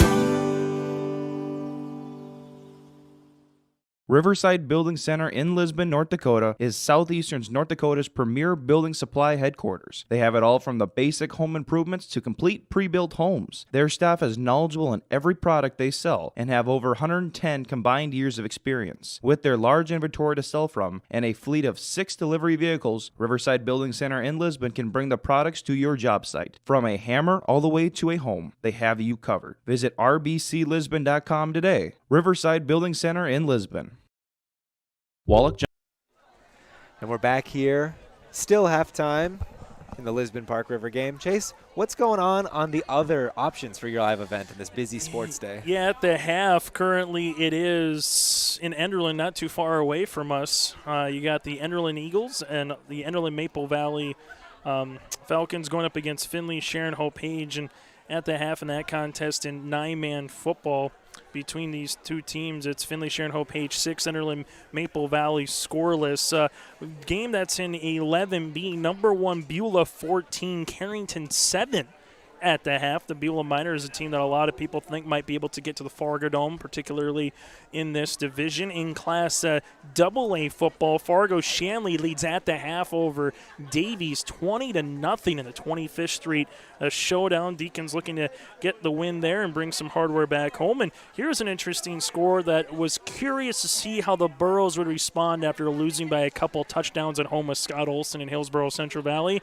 It's Hillsborough Central Valley 7, Kindred 6 at the half. And Kindred had a really good day up at Grafton to start the season last week. So a lot of blue in that game between the Burros and the Kindred Vikings in that contest. So those just are some of the out-of-town scores. Also on your live event, Northern Cass at the half leads Fargo Oak Grove 20-7.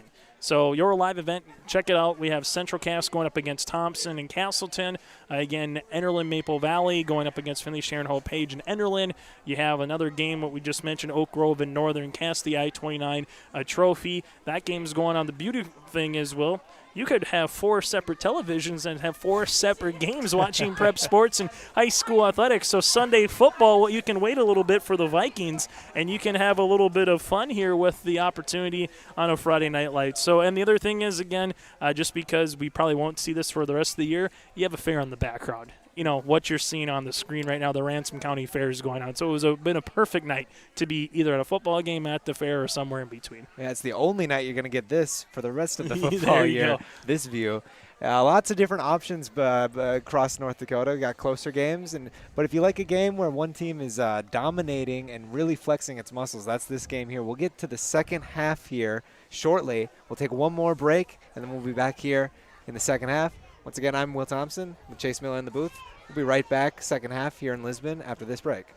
Experienced professionals who are highly knowledgeable and ready to answer your questions about finding the best insurance coverage for you. As an independent insurance agency, they have access to many highly rated insurance companies and can shop around to find you an affordable solution for farm, crop, business, home, and auto insurance. Get your free quote started today with Wallach Johnson Insurance at nd-insurer.com. Call or text 888-683-5253 or stop by one of their offices in Lisbon, Rutland, and Gwinner. Wallach Johnson Insurance, insuring the area since 1981.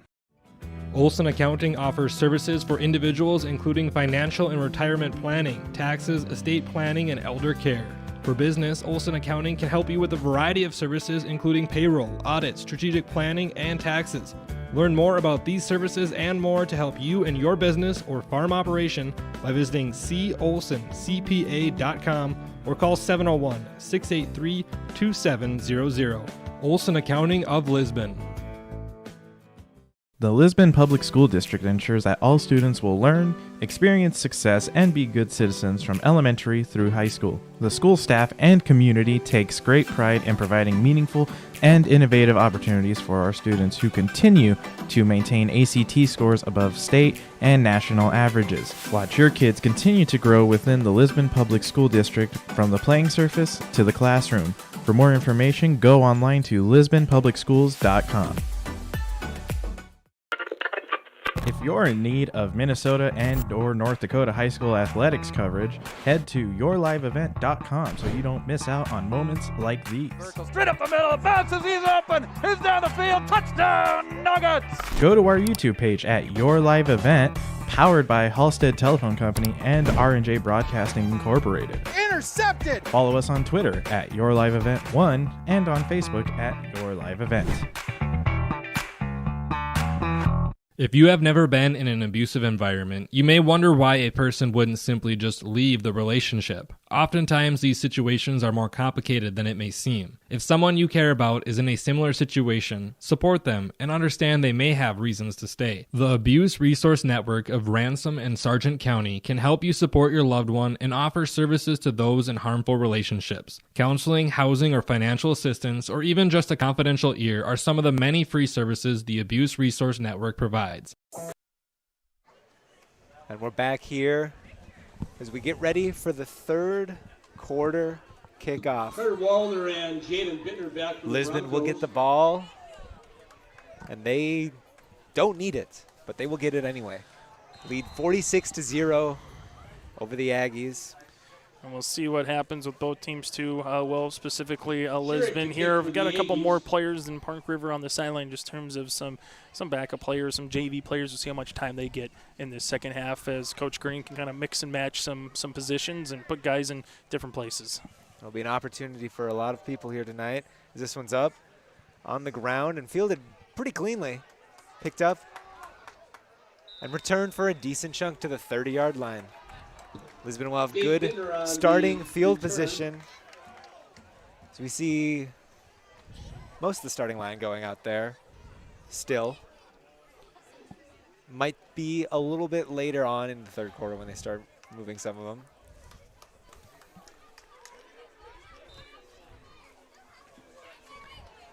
But we'll see what comes from the bag of tricks. Looks like Wyatt Olson at quarterback now, Will. The sophomore for the Broncos. Look at two in the backfield. Two will look to take the snap. We don't know where it's going. Go to the furthest to the left. Take it for a gain of 3. Nelson on the carry. And we're seeing again some new faces. Is that one coming in for Lisbon? Looks to be Jacob Lyons on the rush there, number 22. So kind of answered the question early. Will Coach Girding find some players and give some of his starters a chance to maybe rest up a little bit? And the answer to that would be yes, to start this third quarter. Again, running time for the rest of this game with the mercy rule in North Dakota. Running the same offense that the starters ran. We'll get a quarterback power. Runs it. Looks to be about a second and maybe a 4 at this point.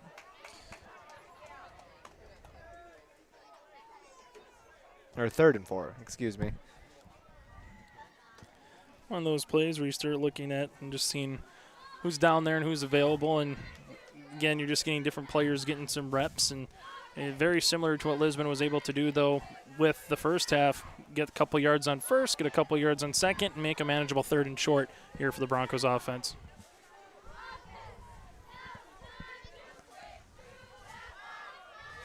Halfback takes the direct snap and carries it for enough to the 45 for a first down. Nelson on the carry. So Nelson there, able to get some reps, another sophomore.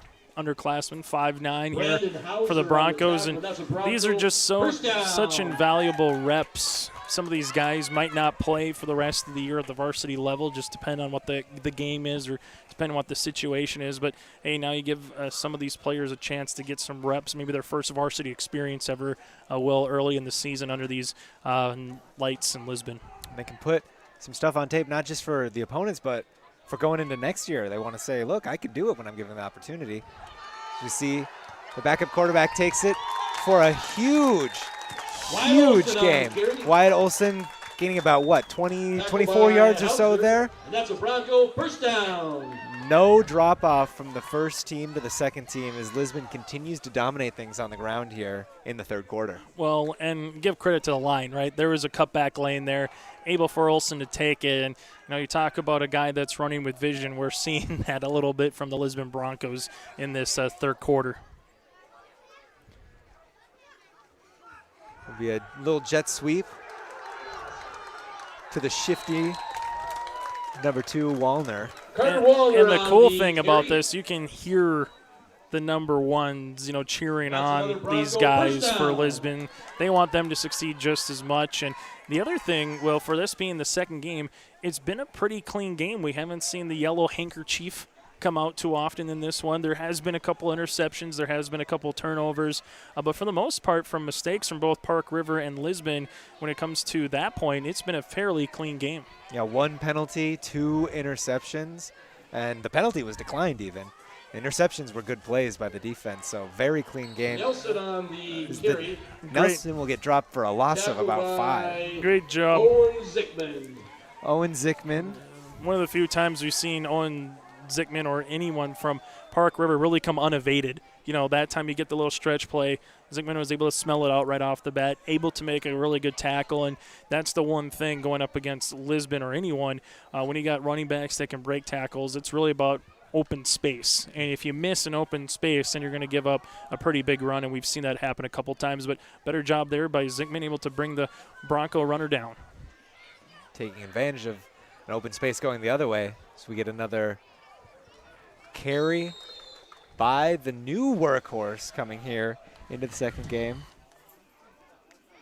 Mike Nelson. Nelson able to get a couple more rushes. And what this also does, this drive already 4.5 minutes into the second half. Continue just to, this is, again, that 3, 4, 5 yards, try to get a big play. We'll see what Coach, again, Girding will kind of draw up here and allow his staff to call up a couple of plays and see what they do on third down. Again, if it is an incomplete pass, the clock will still continue to go with mercy time here in North Dakota. And they don't need to pass it either. They might choose to run it again. Olsen stands back ready to take the snap, and he doesn't take it. A lot of trickery here.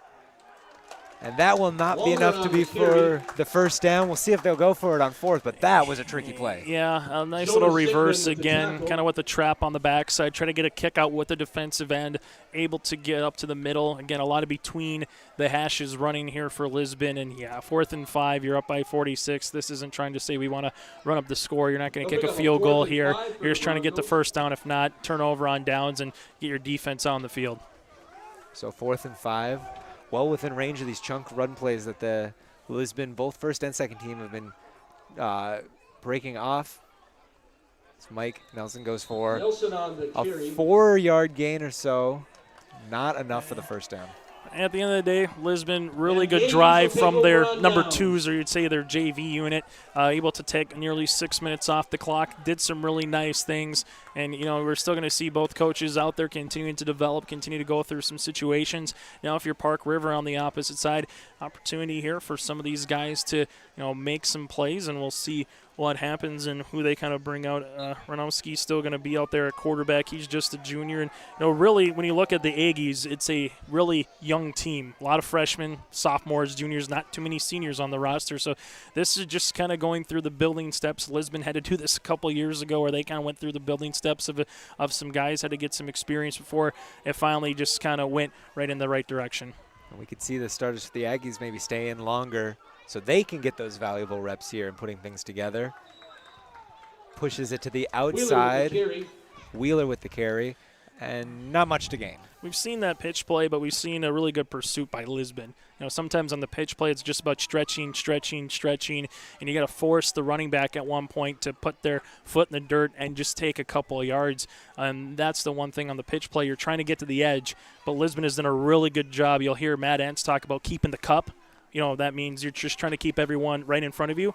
Well, if you make the cutback, you have someone there as a defender who's chasing him down the backside, and we've seen Lisbon do a really good job of swarming to the football here tonight, Will, in this game. Looking to shut them down here are the 2s on defense now. There's a quick pass break up. That'll be number 80, Keegan Schultz, wide receiver, defensive back, 5'9", 155, senior here. Brzezinski's pass to Hauser is incomplete. Wyatt Olson on the coverage. They'll bring up 3rd and 8 for the Aggies. And again, if you're seeing the clock going, hey, it's an incomplete pass. Again, running time in North Dakota after 30 points, so that's why we're seeing that happen.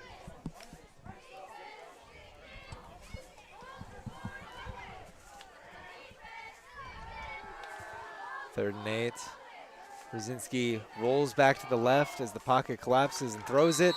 Not quite enough room to pick it up. Incompleted pass to Zach Zickman. For Zach Zickman.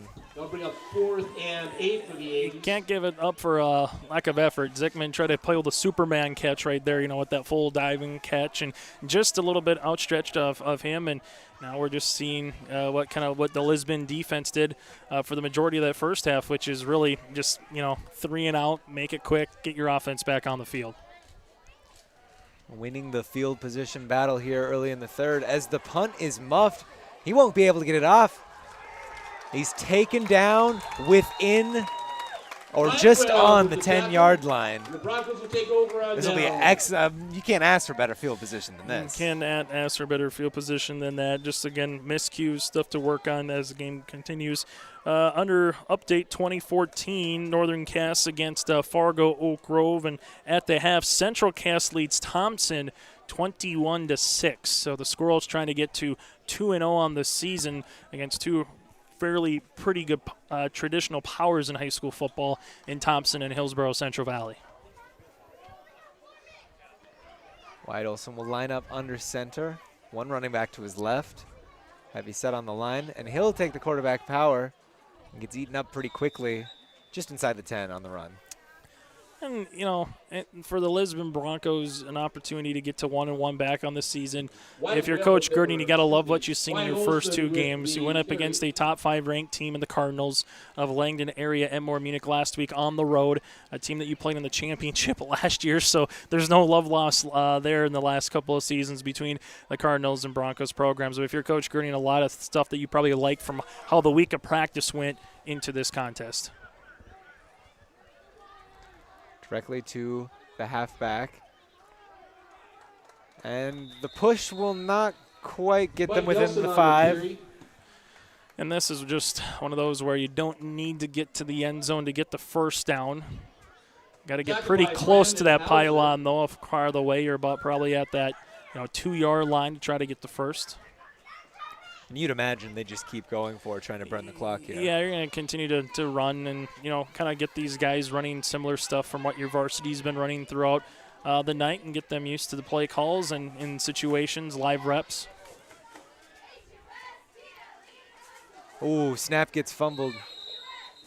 And those are the things, again, that you'll kind of go back over. A little bit of a low snap. Mike Nelson able to, corral it, kind of pick it up off the turf. But then, again, in high school football, if your knee does come to the ground and you pick it up, you are down. Just like in college, the NFL, your knee could come down to the ground. If no defender went and touched you, well, then you could still continue to run. So those will be just teachable moments as it continues from both a center standpoint, but also Nelson, hey, good job, corralling the football there and just taking a bad situation and minimizing anything that could have happened. And Nelson, the second stringer, getting those direct snaps as a halfback, sometimes things go awry. He gets it again, and he'll have a lane on the outside, and that'll be just down inside the 1 for a first down, but no touchdown. Yeah, again, you had enough to get the first. You didn't have to break the end zone.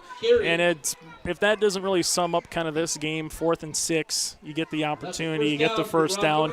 Clock continues to wind. I mean, this third quarter, already with 1:40 left to play in this third quarter. But here comes Lisbon, second possession of this half, knocking on the door while trying to get in the end zone. We'll see if they can on this play or if they'll burn more clock. Nelson with another bad snap, and he might have lost it there. That might have been a turnover. The Aggies pointing that they have it. We'll see if a guy wearing a red jersey was able to jump on it or no. There you go. Well, that was about 3 inches off the ground. Great job by Park River coming in on that football. Zeekman picking it up for the Aggies, and that will be their first turnover forced of the day. And you know what? The defense gets a little bit of a stand. There's, again, teachable moments here for Coach Girding, talking with some of his guys, particularly the center and the quarterback over those last couple of plays, but still one of those chances there for Park River. Make the most out of it, bend but don't break, find a silver outline, and see if they can get a couple of first downs here and get something going as we get closer to the fourth quarter. Well, now the Aggies are pinned back within their own 5. They've been throwing the football more than running it today. Do you expect them to risk it there? This might be a quarterback power potentially. We'll see. Yeah, 2 in the backfield on either side of the quarterback. Rosinski's still in the game. And he'll take it to the outside, and they'll pitch it, and that will be fumbled out of bounds.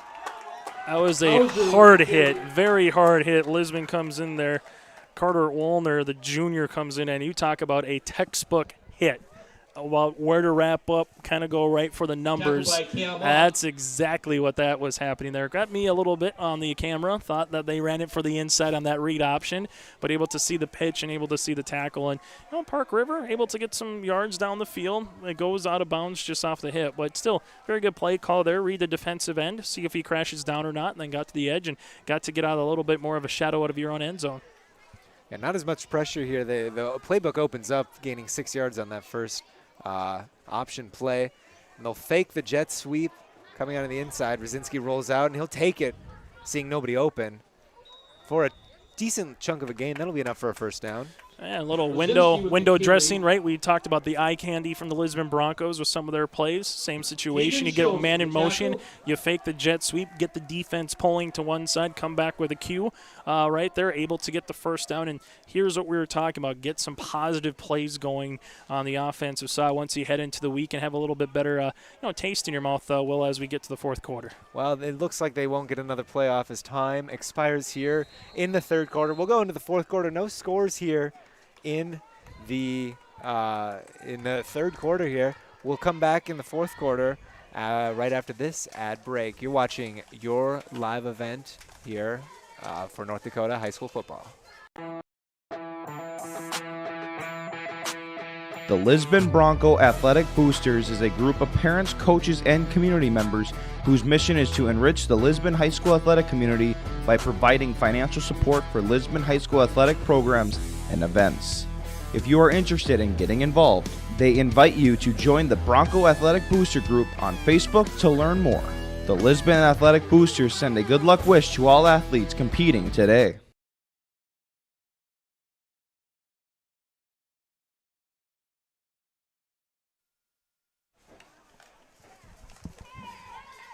And we're ready here for the fourth quarter, just about to get underway. See Aggies go down the other side of the field. Long way to walk. And an update for you, Will. Over in Enderlin, it's Finley, Sharon, Hope, Page, 18.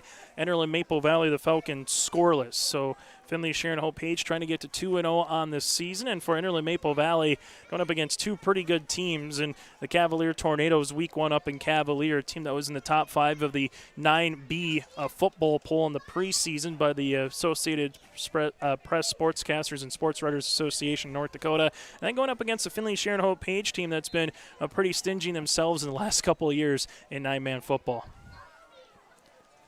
Well, we'll see what the Aggies can do here. 7 quarters into the season for the Aggies. They have not scored yet. Looking to change that. The first stringers are up against the Lisbon second stringers on defense. Jet sweep faked, and they give it to the handoff to the halfback. That was Hauser with the carry. Hauser, excuse me, with the carry. And again, we're seeing a little bit of a fake jet sweep. You get the defense going one way, and right now for the Aggies, just want to find this rhythm. If it's whether it's a quick tempo, whether it's hey, let's call a play, let's take 20, 30 seconds at the play clock, readjust, regroup, and get another good opportunity coming in. And that's what we're seeing from the Aggies a little bit more in this second half. Well, this would be their drive. They've put together some plays here from the second worst field position they've had to start the day. As we see a nice another short little run here. This seems to be the drive that they're going to have to put it together as the clock's running here. Well, and the other thing, too, is we've been talking about the line play of Lisbon and what they've been able to do right at the point of attack with some new players in. Park River is able to win that line of play, and we're seeing instead of 3rd and 10, Will, in the second half, we're starting to see 3rd and 5, 3rd and 4, 3rd and a lot more manageable for the Aggies. Very jumbo set. Everybody bunched up.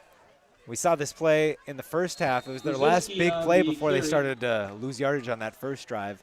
The quarterback running from the nice tight set for a decent chunk of gainage on the outside. Yeah, more importantly, you get the first down, so second first down of the drive. This was way back after you made a fumble recovery, nearly at the goal line. So this is exactly, again, if you're Coach Goal for the Aggies, this is exactly what you want to show your guys heading into the weekend. Talk about, a really good opportunity, a drive, and like you said, try to cap it off with some points and get that monkey off your back. Sometimes there's just certain things in sports, and trying to get in the end zone is one of them.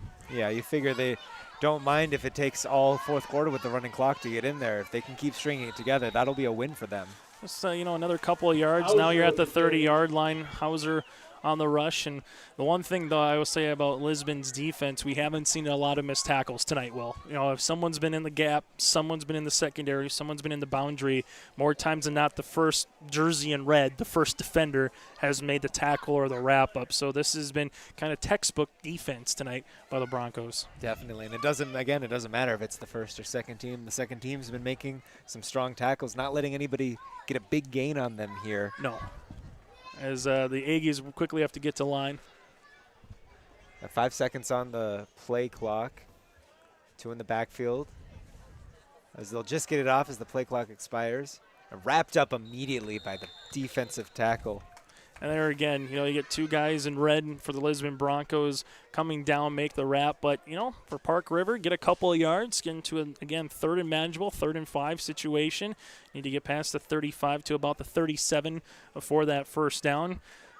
But for Lisbon, this is going to be one where you'll go over. You'll say, okay, this was a start to try to look forward as we take a look ahead on the post-game show of where these teams go next, who they got to play, and what's going to be expected in week number 3 of the football season. You blink your eye and a quarter of the season is already done well because you don't really play too many regular season games. You get about 8 in North Dakota.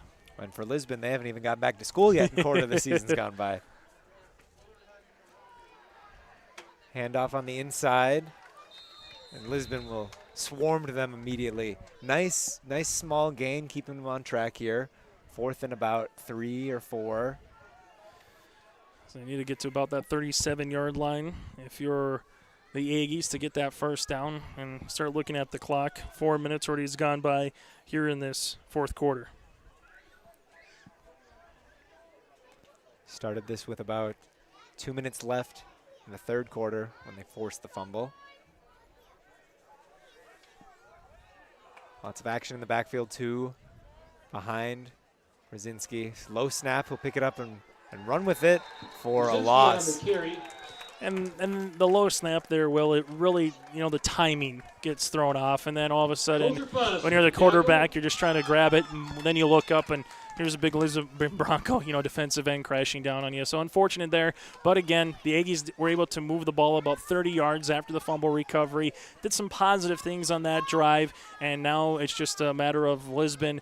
Let's see how much time they can, continue to grind. And what they've done, scoring the amount of points they did in that first half, 46 has been that kind of a game for the Broncos. Well, the first team will stay out on defense for the Aggies. Brzezinski drops back into coverage, looking to make a play. And he does make a play. He gets in that pile to take down the Wildcat from Mike Nelson. Park River, they got coming up next at the Carrington Cardinals, and Carrington is playing a really good game against Beulah. They also have a road trip to Langdon, home to Hillsborough Central Valley. That is a really tough stretch upcoming for the Aggies. For the Lisbon Broncos, Ellendale Edgley Cullum in their first region game at home. We'll have that game for you here on your live event next Friday night. Well, you'll be on the call at 7 o'clock. Friday night lights in Lisbon will be a common occurrence here this year, covering all the home games. Mike Nelson takes it for another nice chunk of a gain. Then after that for Lisbon, at Linton HMB in the center part of the state, then home to Fargo Oak Grove. So again, for the Lisbon Bronco fans out there, all home games will be on your live event, free of charge and free to watch as well. If you haven't done so, check us out on social media, on Twitter at Your Live Event, Facebook as well. Jerry and her production crew do a really nice job of taking some of the highlights from games and putting them out on social media, so check that out throughout the week. Wyatt Olson back. The backup quarterback takes the snap and will run with it. Doesn't see anything up the middle, but he breaks for the sideline for a chunk gain. Will be taken down by a swarm. Tackled by Zickman. Zickman will get credited with the tackle, but you could say probably about 4 Aggies helped. Yeah, we'll name our player of the game and kind of, we talked about a look ahead, but I got a feeling a Sweet or a Greenlee, unless you think line play will, I think you could give it to an entire line sometimes, and it might be that kind of a game. I'll let you make it, but I think those are kind of our 3-headed monsters. Yeah, well, it's hard to quantify what the line's done, but clearly what Greenlee and Sweet did speaks to their effort as a unit. Can we give it to both Greenlee and Sweet as like one person? I think that's an option. I think they can share the load because that's what they're doing on the field anyway. They're sharing the load. Wyatt Olson doing his impersonation of the first stringer Greenlee, getting some Mike good Nelson gains here. Mike Nelson is the stand-in for Sweet on the second team, and they haven't been producing the touchdowns that the first team did, but they've certainly been grinding out the yards. They have. It'll be Nelson that takes the direct snap again. Mike Nelson with the carry. As we get under 5 minutes here to play, 46-0, looking like that'll be close to the final score here as the clock's running out.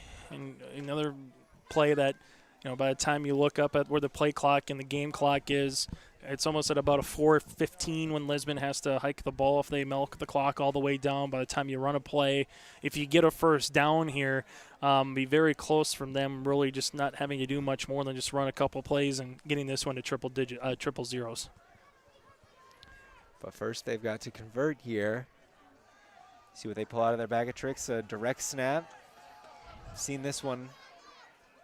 And it will be enough, it seems, to pick up the first down. Mike Nelson on the carry. Mike Nelson, another great carry by Mike Nelson.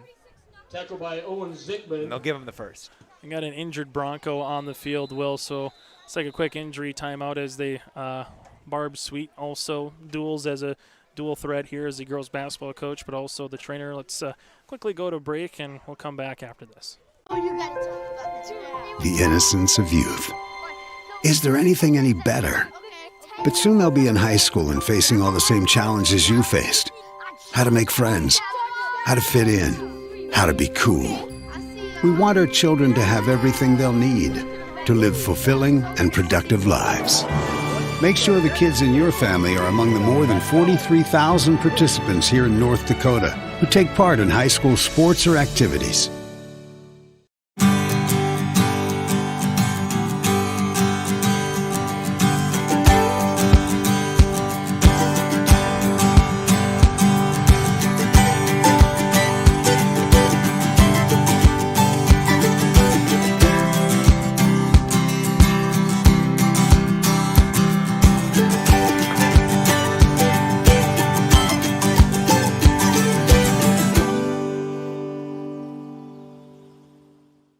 From on-site farm repairs.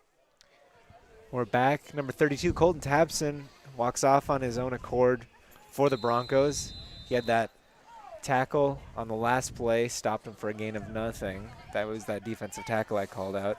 He's now come out of the game, but like I said, under his own accord, you love to see that. And the clock will start running again. It'll be 1st and 8, goal to go. Well, I went for the fake. I thought Mike Nelson took it. They run it up the middle. Wyatt Olson with the carry. Yeah, Olson right up the middle there and, just kind of went with it. And then this is something that we've been seeing, good penetration up front, good movement up front by the line, and better job there by Olson, able to get down to a 2nd and goal situation. The Broncos, again, just knocking on the door here, trying to put that exclamation point on this football game, Will. 1 yard to go, and they will do just that. Certainly a touchdown here would push it to 52. That's an exclamation point if I've ever seen one. Wyatt Olson will lead block. Touchdown Broncos. Mike Nelson with the touchdown Mike run. Nelson, that'll be his first touchdown of the second half here as the Aggies are unable to stop the Broncos, extending their lead to 52 pending the 2-point conversion try. And for Lisbon, we've seen some games that have been out of hand in recent years. This would be one of them. But for the home opener, perfect night, good crowd. And if you're wearing red, it's been a really night to take home. If you're wearing little black and gold, definitely some stuff to continue to work on, but you're proud of the effort that the Aggies have put in so far tonight. Everybody on the Bronco team signaling that it was good, but the officials tell them no. No, it was not good. And, again, little eye candy trying to get the misdirection. Good job by the Aggies just to stop that initial surge. And now Park River gets one more chance added on the offensive side. And really a quality game, I would say, for the Lisbon Broncos. If there was certain things to go over, you would say specifically from the first team side, special teams played pretty well when they had to kick off and go through a punt return. We saw what the offense was able to do and put some really good drives together on that side of the ball. And then on the defensive side, again, a squad that really made a lot of tackles, didn't miss a lot of tackles, assignment sharp, assignment ready. And I think that's the one thing when you're talking about teams that have a chance where, again, you go through Park River's roster, and the opening, it's a sophomore, it's a junior, sophomore, freshman, junior. I mean, there's just not a lot of experience from that varsity level. But the Aggies, very storied program themselves. Wasn't too long ago that Jackson Hankey, linebacker at North Dakota State, was playing inside the Alaris Center, winning a state championship game for Park River, Fordville, Lincoln, and the Aggies, and what they were able to do in Class A football a few years ago now. So this has been two programs that have had success, that are very proud to wear their school's colors. Just one of those games where if you're Park River, you're kind of go back to the drawing board on some things and see what you can work out. If you're Lisbon, you hope that this is just a game in the right direction, trying to get on a little winning streak here. Little squib kick here as this will go out of bounds, and we'll see a flag on the free kick out of bounds. Now, in North Dakota football, do they still put that at the 40 high school? Yeah, it's going to be depending on, if it went out of bounds at the 50, you can take it where it is, or you'll just put it pretty much, right at the 40-yard line, or you can have a chance to, re-kick as well. Just depends on the situation. And goes back to what we said before, Will. Haven't really seen that yellow hanky out of the back pocket too often here tonight, so one of those deals where for the officials, talk it over, talk it with the coach across the way, place it where you need to place it, make sure you get the proper ball, and I think you'll put it there at the 35-yard line, so that's where it'll go. Well, that'll be the first accepted penalty on the day, that defensive pass interference not accepted on the first drive. And we'll see with good field position what the Aggies can do. Well, they go backwards on the first play. And great pursuit from the Lisbon Broncos, again, on the edge. It's been one of those games that we've kind of said it's about the line play, but also it's about keeping contained. And we have seen Lisbon, for the most part, it gets to those numbers, it gets to those boundaries. They've done a really good job of keeping contained and making sure everyone is in where they're supposed to be. There's Charlie Kittleson on the carry, the sophomore running back, as it looks like the twos are now in for this last drive for the Aggies as well. I see a bonfire across the way where some of the campers are here for the fair. Like I said, it was a perfect bonfire night. Yeah, look at that. It's a pretty good sized one too. We can see it from about probably a quarter mile or so. Handoff on the inside, and that will not go for much either, as we get less than a minute 30 left here to play, a minute 18 left on the clock. This is one of those where for Lisbon, you hope to continue to build on this game, try to have a game on the road at Ellendale, Edgeley, Cullum, try to pick up a win there, and then go up against Fargo, Oak Grove at home before you really start hitting the teeth of your region schedule with Central Cass, Hillsboro, also Kindred. So Lisbon's back half of their schedule is very loaded compared to what they saw a little bit in the front half overall. Quick handoff. He rushes to the outside. This will be a decent gain, if not an explosive gain. Past the 40-yard line. That might be their biggest gain of the night. Best play for the Aggies here. That was on the ground. As we'll see where they marked him out of bounds. I think they marked him out of bounds closer to about the 40, 45-yard line, but still able to, we talked about getting to the edge. That's what the Aggies were able to do that time and get some yards. Clock running. Because of the scores, we get within 20 seconds. Aggies got to go fast if they want to get their first touchdown here in the 8th quarter of the season. They break 10 seconds left to go. And that's handed off on a draw play again. Well, that will just about do it here in Lisbon as clock expires. 000 on the clock. And it will be 52-0, the final. The Lisbon Broncos win it here over the Park River Aggies by a insurmountable score. And Chase, what do you think this does going into next week for them? I think for Lisbon, you just hope that you have another really good week of practice. You hope everyone stays healthy. You go up against a Thunder team again in Edgeley, Montpelier coming up next week, that you should be favored to win that football game. And again, try to get the good things that you did tonight, replicate those for week number 3. For the Aggies, we mentioned it, a very young team, and we talked about the difference in size. And when you're going up against juniors and seniors, when you're some sophomores, some freshmen, football's much of a number sport about making sure you have the numbers on a team. It's also about just maturing and maturation and making sure you're getting to the weight room, and sometimes that size might see itself out. So that's just one of the deals that we saw here tonight, that at the end of the day, the team that just kind of had more varsity experience, a team that, again, was at the state championship game from a year ago, kind of showed, I think, a little bit here in week number 2 of the season. Well, we'll take a quick break here and get to a post-game show quickly before maybe we hit the county fair. Yes. On this beautiful night. Once again, the final score was 52, Lisbon over Park River 0. We'll take a quick break here at your live event and be right back for our post-game show.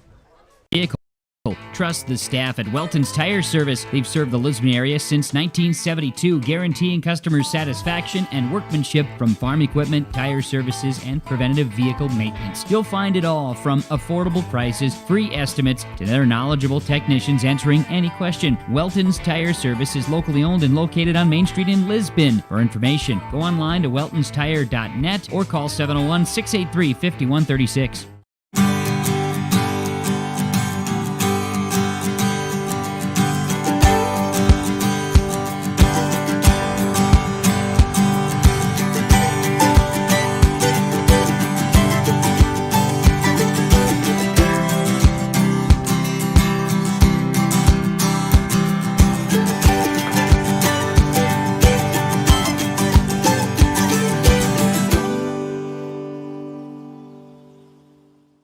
Riverside Building Center in Lisbon, North Dakota is Southeastern North Dakota's premier building supply headquarters. They have it all from the basic home improvements to complete pre-built homes. Their staff is knowledgeable in every product they sell and have over 110 combined years of experience. With their large inventory to sell from and a fleet of 6 delivery vehicles, Riverside Building Center in Lisbon can bring the products to your job site. From a hammer all the way to a home, they have you covered. Visit rbclisbon.com today. Riverside Building Center in Lisbon.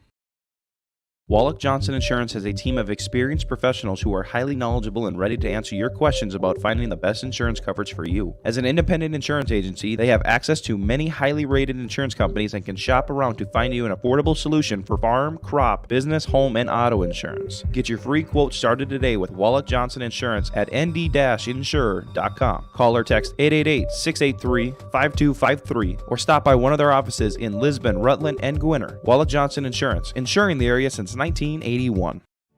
Olson Accounting offers services for individuals including financial and retirement planning, taxes, estate planning, and elder care. For business, Olson Accounting can help you with a variety of services including payroll, audit, strategic planning, and taxes. Learn more about these services and more to help you and your business or farm operation by visiting colsoncpa.com or call 701-683-2700. Olson Accounting of Lisbon. We're back here on Lisbon. The post-game show. Once again, Lisbon won 52-0 over Park River. Chase, what are your thoughts recapping the game here? Yeah, I think, kind of what we've talked about throughout the contest is just, Lisbon's a team that still has aspirations. They still have a belief in themselves. This is a program. This is a culture that thinks that they can get back to another state playoff tournament and maybe get the right push, and we'll see what their schedule provides upcoming the next couple of games. Not that it's going to be easy or anything, but they're going to be, favored to win their next couple of games before they really get to Hillsborough, Kindred, Central Cass in their region as well. On the opposite side for Park River, this is one that it's going to be a long bus ride home. You kind of go back to the drawing board, see what you can do better, see some situations that you're trying to provide, and give your team the best opportunity just to continue to compete, put them in place, put them in situations to win. So the Aggies, it's a rebuild, more of a season. For Lisbon, not so much of a rebuild, but you're trying to reload, and they show that they can do it here tonight, and these guys are going to have a big grin on their face after losing the opener up in Langdon last week where it was close. There was a couple plays that didn't go their way. Now they have a chance to catch a breath, get the first one of the season, and now you go into Monday to school, and you go into Monday in terms of what you're going to see an opportunity to continue to grow here for the Lisbon Broncos. Yeah, spreading the wealth out, the Lisbon Broncos today. 7 touchdowns. Greenlee had at least one. Sweet had at least one. Opp had one. Swen had one. Frolic had one. Everybody really got an opportunity here. And that's the thing. The beautiful part of this game is it just wasn't one effort. And, Will, I asked you who it's going to be before we take a look ahead. Is it Greenlee? Is it Sweet? Is it the line play of Lisbon? Or are you going to give the piece of the pie, give everyone a third, so to speak, of that pie? Who do you think was our player of the game? Well, it seems a little too much to divide a pie up into thirds. So I'm going to give it to Greenlee and Sweet as tandem in the backfield. As one individual horse in that stable, because their misdirections together is what opened up both their opportunities. And that's the thing, is a nice really 1-2 punch. So I agree with you. They were a nice 1-2 punch, and hey, when you have two guys that can get to the edge, break it, and have some speed on top of it, that can go a very, really long way. So again, coming up next for some of these teams, Will, what do we got for the Lisbon Broncos and Park River, the Aggies? Well, on the 10th, we've got Linton, an away game before a home game against Oak Grove for the Broncos. In terms of the Aggies, next week we've got the Cardinals, the Carrington Cardinals coming, or they're going there, and then they're continuing their road trip in Langdon on the 10th. So Lisbon gets the week off next week before 2 games, and we got a busy schedule for Park River. Busy schedule, and for more on Your Live Event, go to, again, YourLiveEvent.com. Check out the schedule page. Go to YouTube, Your Live Event. You can check out all the games there. Tip of the cap to what the Lisbon Broncos were able to do for Coach Girding and this Bronco team. It was a lot of fun tonight, Will. I know you'll be down here a little bit more. I'll be covering some more games throughout the year, whether it's volleyball or once we get to the basketball season as well. So should be a lot of fun, but I think after tonight for Lisbon Bronco fans, definitely a good Friday night and a chance to see what they can do in the coming weeks on the opposite side for Park River. Again, going back to the drawing board a little bit, but again, this was a young team playing with a lot of sophomores, a lot of juniors, and some of them getting their first kind of couple of Friday nights playing back to back at the varsity level. So continue to grow and get that experience. It was a lot of fun. Thanks to our sponsors, Will. Nice job on the call. And yeah, we're back at it again here in a couple weeks for Lisbon Athletics. Yeah, I'm Will Thompson, and this is Chase Miller. Once again, repeating the final score, 52-0, Lisbon over Park River. And we thank you all for joining us here tonight.